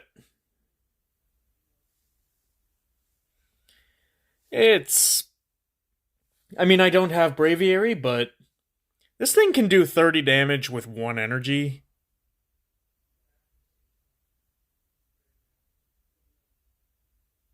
Although I just realized it takes a coin flip. Given my luck with coin flips, maybe I should reconsider Rufflet. Technical Machine Evolution. You can induce evolution for a Pokemon on the bench by using your attack turn to do so.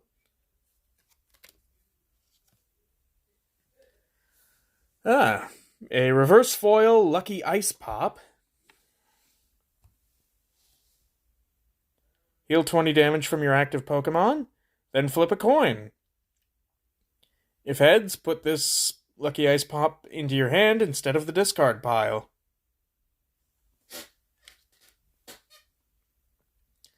So you could theoretically use it 3 times in 1 turn. A lot of times in 1 turn. We have yet another Porygon variation. Data Displacement is the attack.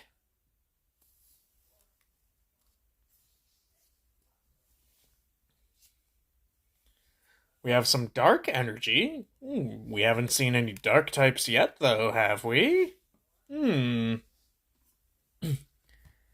Energy Lotto.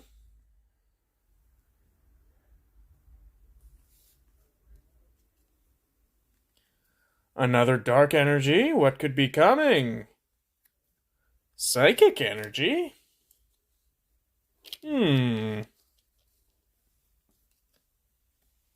Ooh, an even cooler looking Psychic Energy.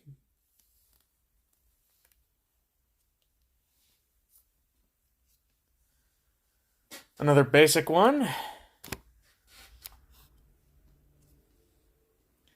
Here's a useful tool card. Defiance Vest. If you have more prize cards remaining than your opponent, then the Pokemon you attach this to takes 40 less damage.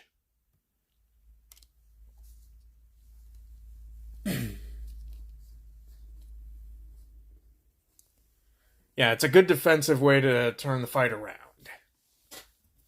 Rubber Gloves. A good counter to an electric type deck. Boosts your power against electric types. I have another Drowsy, like one of those in the unused pile. Unknown V. Has the Pokemon power Vanish. When you play it from your hand, you may flip a coin. If heads, return one of your Pokemon with unknown in its name, other than this one, to your hand. Discard all cards attached to it. But that also means discarding the damage counters.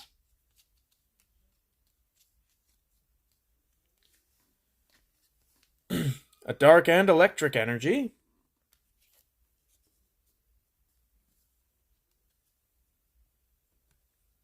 We have a Togedemaru, but it's not one of those team attacking Togedemaru.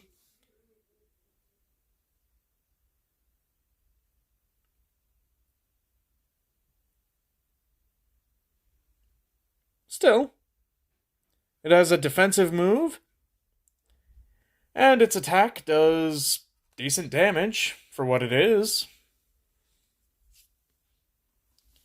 We have Chatot. It can use Collect, and Jabber On, which prevents the opponent from retreating.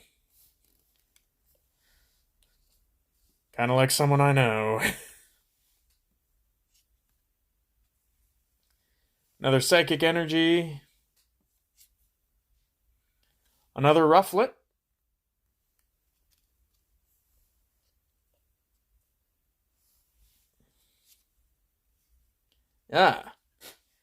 Here we're getting into something else pretty good.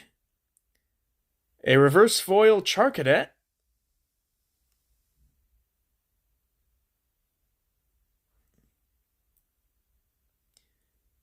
You can pull a fire energy from the deck. And its attack does 50 damage. That's not bad. Here we have Mawile.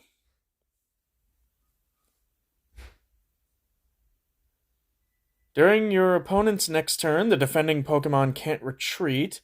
During your next turn, the defending Pokemon takes 90 more damage from attacks. So yeah, Tempting Trap and then Bite. Devastating combination. You can do 180 damage with it.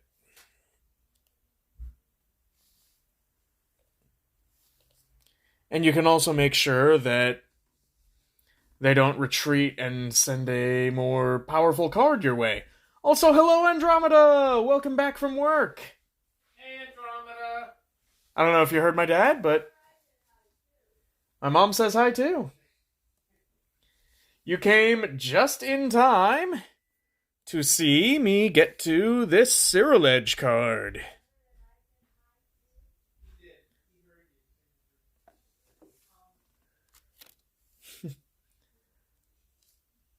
Yeah. This is a good attacking card. And thank you for the hydrate and the stretch, Andromeda.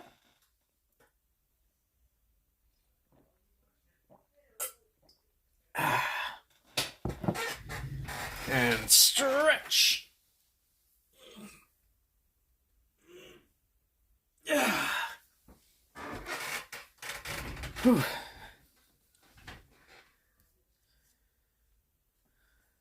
But yeah, you came right as I'm going through the cards of my last deck.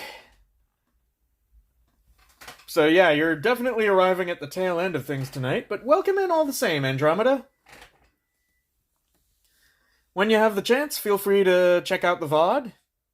I show off a lot of other good cards, such as a holographic version of this Snorlax.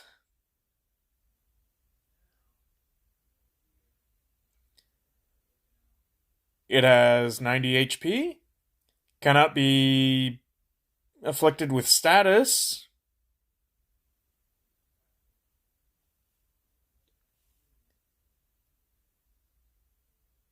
Wait a minute. It can't be afflicted with those statuses, but it stops working when afflicted by a special condition. Aren't those all the special conditions, though?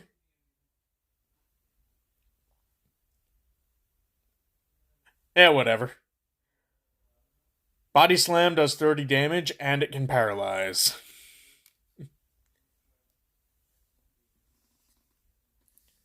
Okay, we've got another Bronzor in this deck. It does the spinning attack. Spin.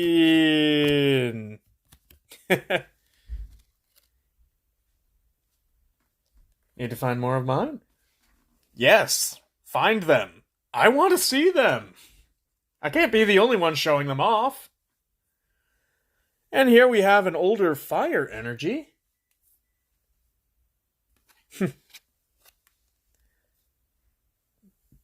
That thick yellow border.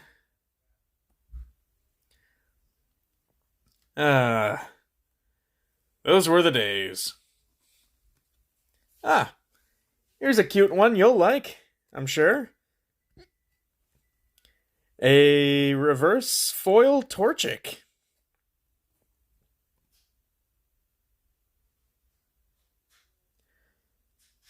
Nugget! Yeah. Can't do any damage, but it can inflict a burn.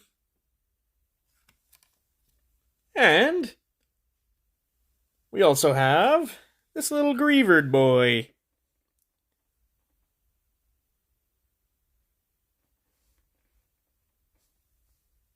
Cute little doggy. Gnaw and Spooky Shot. Those are its two attacks. It's a little on the basic side, but it holds up.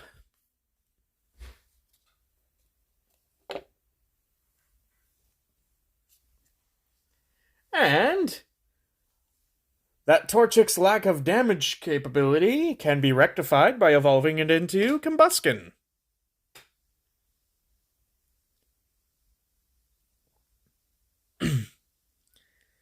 Double Kick can be potentially very destructive or very disappointing. If you get two tails, it does nothing.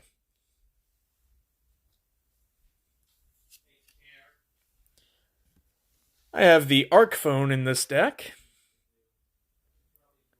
Look at the top card of your deck. You may switch that card with one of your face-down prize cards.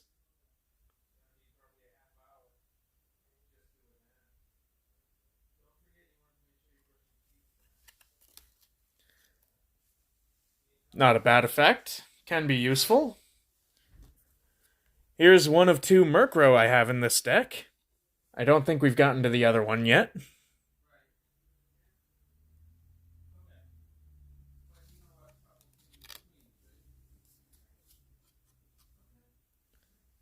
We've got another Fire Energy.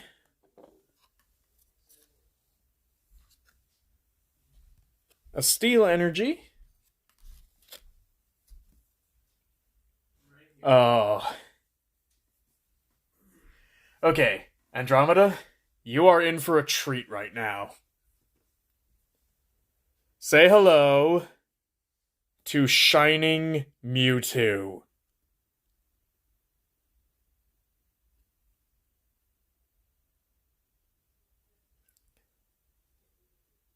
It has a little bit of rain damage, but it's not so badly damaged as to be unusable. Should be in a sleeve. Well, it should have been in a sleeve like 20 years ago. But, since it's in somewhat rough condition anyway, I've opted to use it. It's not the best attacker. In fact, for what it is, it's kind of underwhelming, actually. But it's better than some other, slacker Pokemon that I have.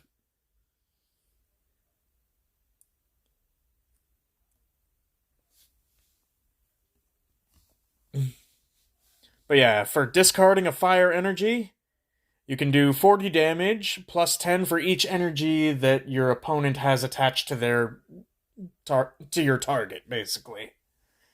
It's honestly decently strong. I don't like the reflect shield attack all that much. Just because it requires a coin flip. But yeah, this thing is freaking cool. uh Little kid me did not treat it with the care it deserved, but I still love it. We have more psychic energy. I have Team Star Grunt in this deck, allowing me to detach an energy from my target, making it a little harder for them to attack the next turn. Energy Search to give me a better chance of attacking myself. And here's the other Murkrow.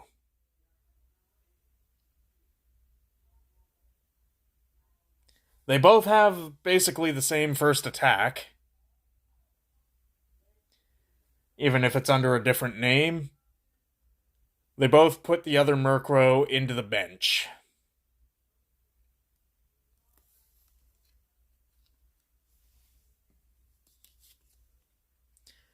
And here's another good card. Another legendary. Darkrai. With foil.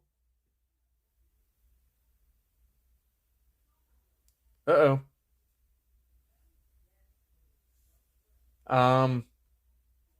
Stream?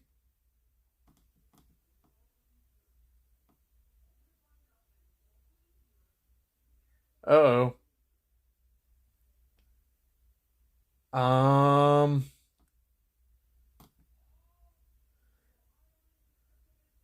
Uh-oh.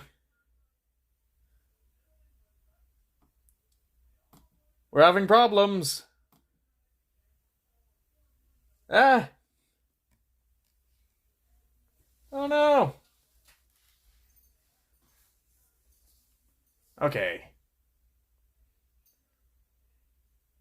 Uh...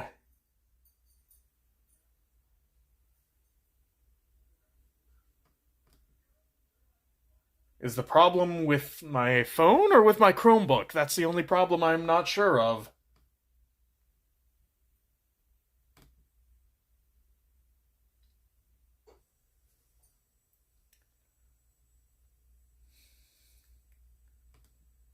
Oh man. Um. Um. Okay, hold on.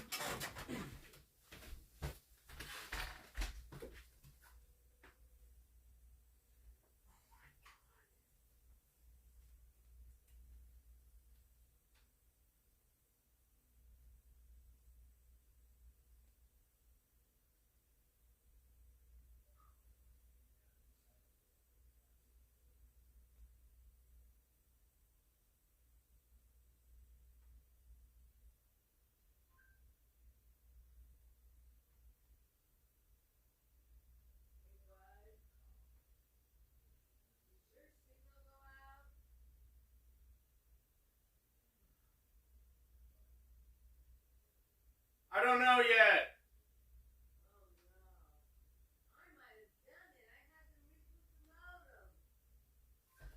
You what?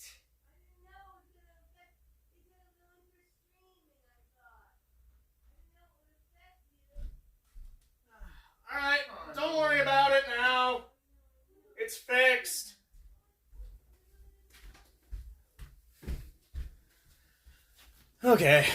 Um, Sorry about that. Are you still on? Yes. Okay, sorry about that. Thankfully my stream was not disrupted, but the feed that I have was.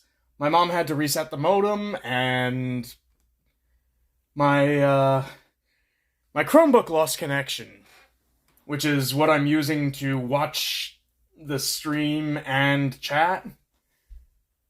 But yeah, okay. We're back in action. I have my phone broadcasting on wireless signal, so that was not an issue. But yeah, we have this Darkrai card. Even better than the Darkrai that were in that Eevee deck, which I'll dig one out just to let you compare.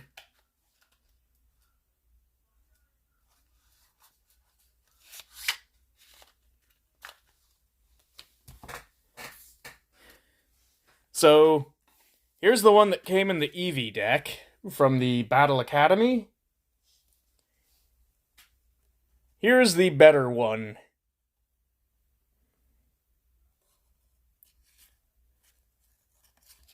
It has a cheaper attack that inflicts sleep automatically, and its 3 energy attack does 30 more damage. Plus, it has 20 more HP. So yeah, that Darkrai card is pretty awesome. And on TCG Live, I have a Cresselia card. So technically I have both, just not in the same dimension. We have yet another old fire energy card. And here's my other Charcadet. Also a reverse foil, but with a different moveset. This one has a defensive move and a weaker attack. And here, something to capitalize on those 2 Murkrow, Honchkrow.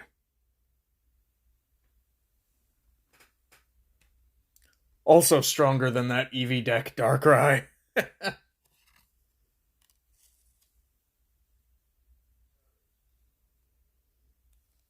But yeah, it also lets you draw 3 cards if you want to do that instead of attack.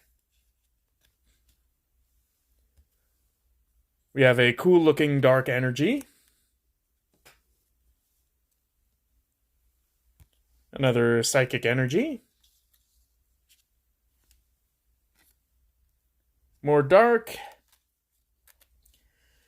We have another Jinx, aka the Pokemon that ruined race relations.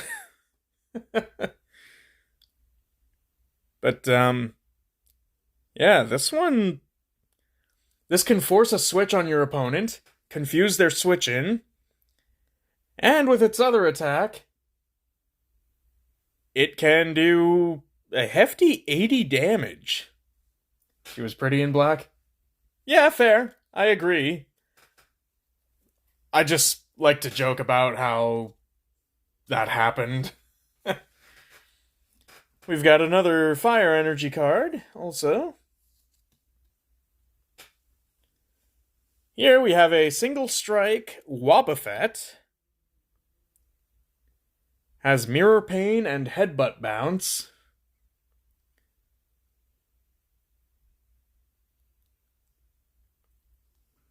If you have a damaged benched Pokemon that retreated, you can use their damage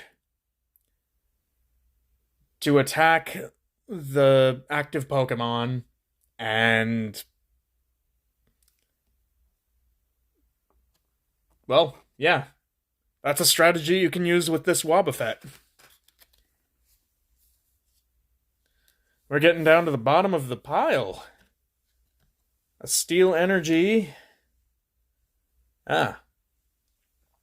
We have an evolution to those two Bronzor earlier. Bronzong.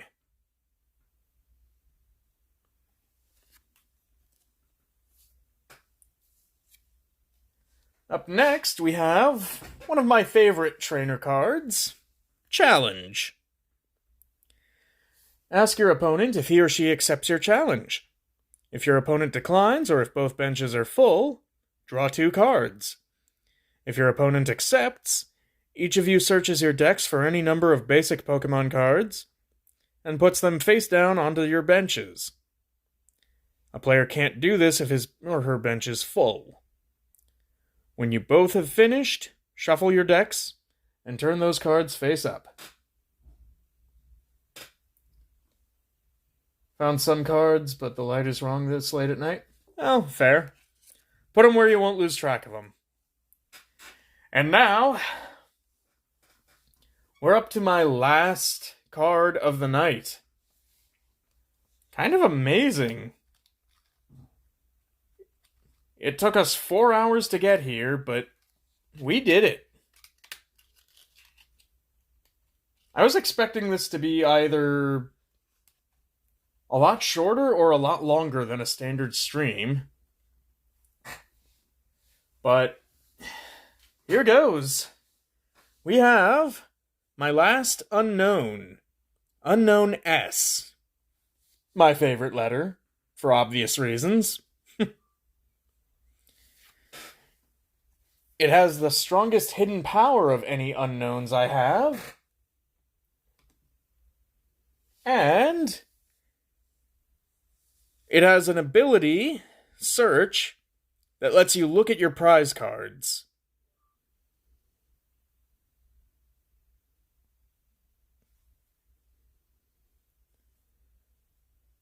It's handy to have. Wouldn't do me any good at the bottom of the deck, but that is some cool art it has, too.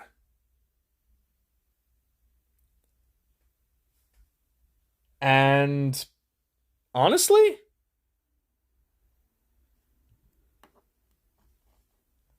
the knowledge it can give you just from the bench makes it worth running this card.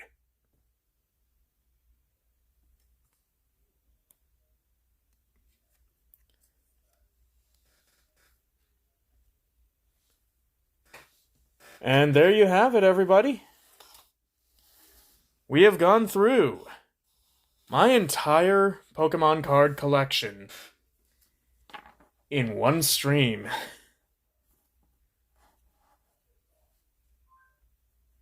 Tonight will be a night to remember.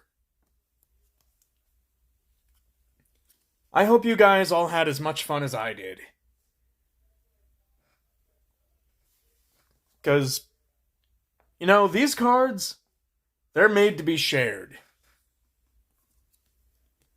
You know what? I'll put this Vulpix down, and this old Dratini card stand up. I'll just stand it up next to it for a little bit of extra visual.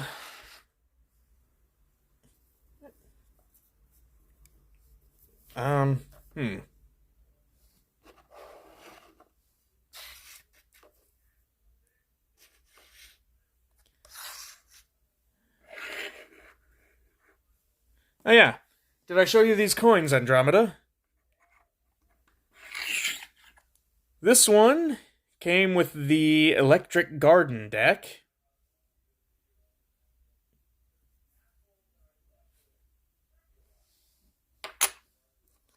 This one came with Pokemon the Movie 2000.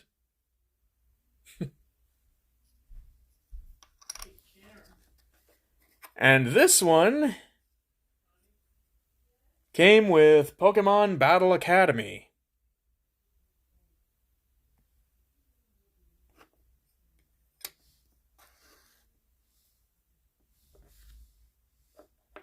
Also, this is my most heavily rain-damaged card. Yeah. Little kid me was not happy when he realized he left his deck outside.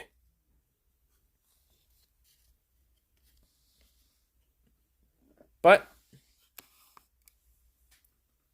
it's a sentimental card, and I'm not gonna stress over that.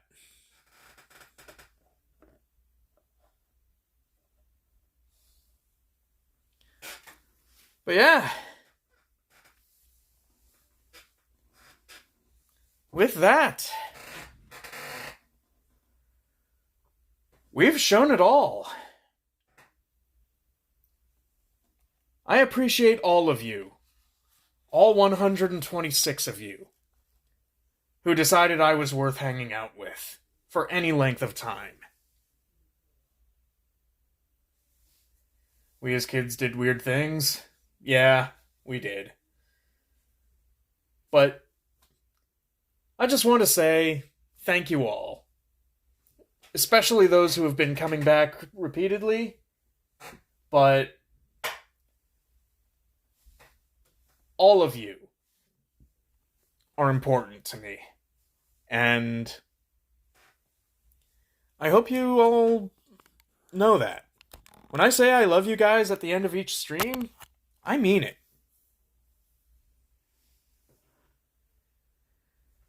And I want good things for all of you.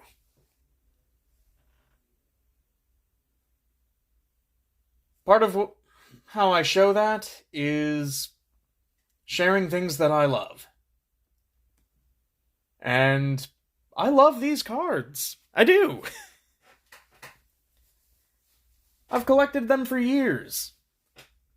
There's so much cool secrets to uncover with them.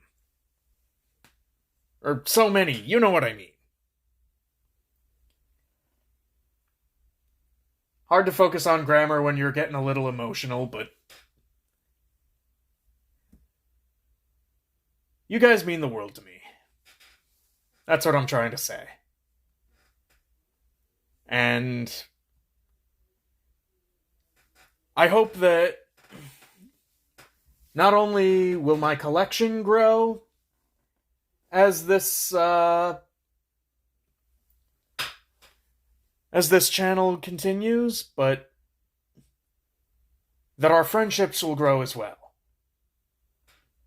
And Andromeda, I will check out that card right now.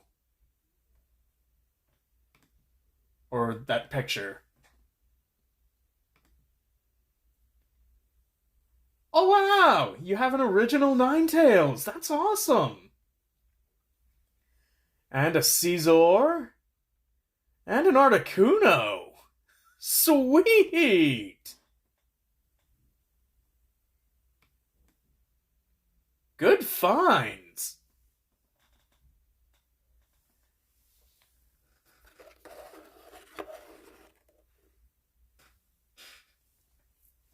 I'm just gonna turn that around. But, yeah. Thanks for sharing those, Andromeda. Anyway, on that note, I think we're gonna look for someone to raid.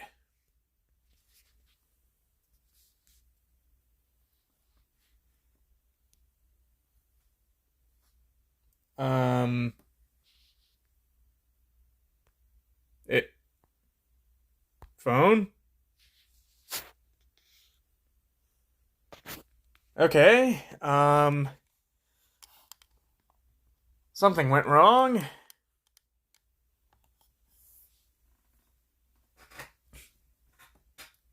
Oh, did my mom switch off the modem again?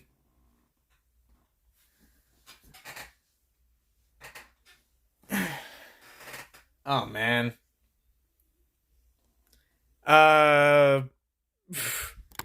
Okay,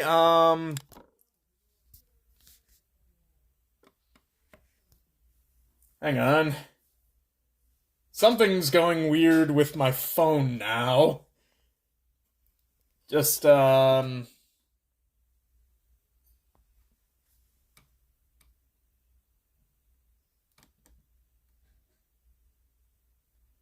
Okay. There was supposed to be a graphic of Sock on there, but, oh well. You know what?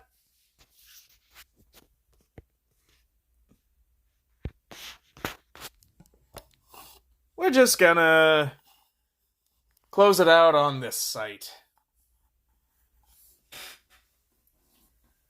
And on that note, what should our raid message be?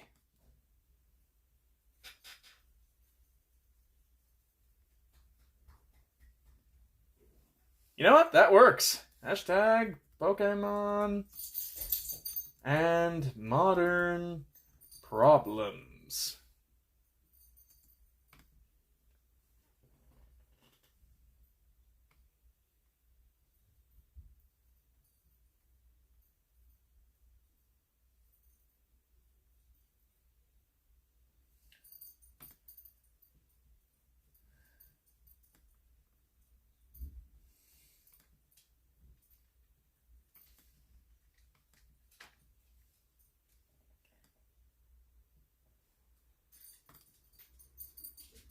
Copy and enter. Oh. The stream ended winding down text is still on the camera? Okay, Streamlabs is being weird, but whatever. Let's look for someone to raid.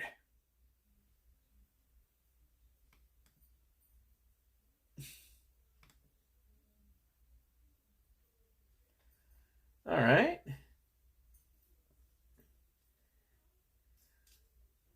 We could raid Aki, or we can raid just Janie.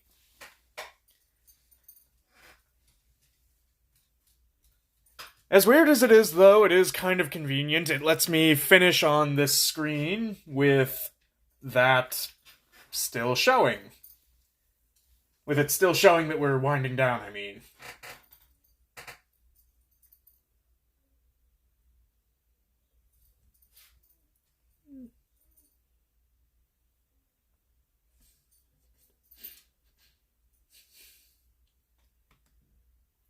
Alright. Let's raid an old friend.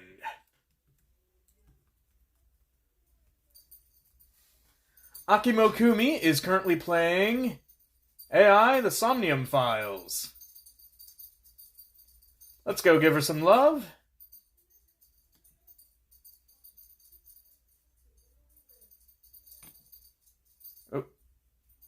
Oh, whoops. Okay, I didn't mean to cancel the raid.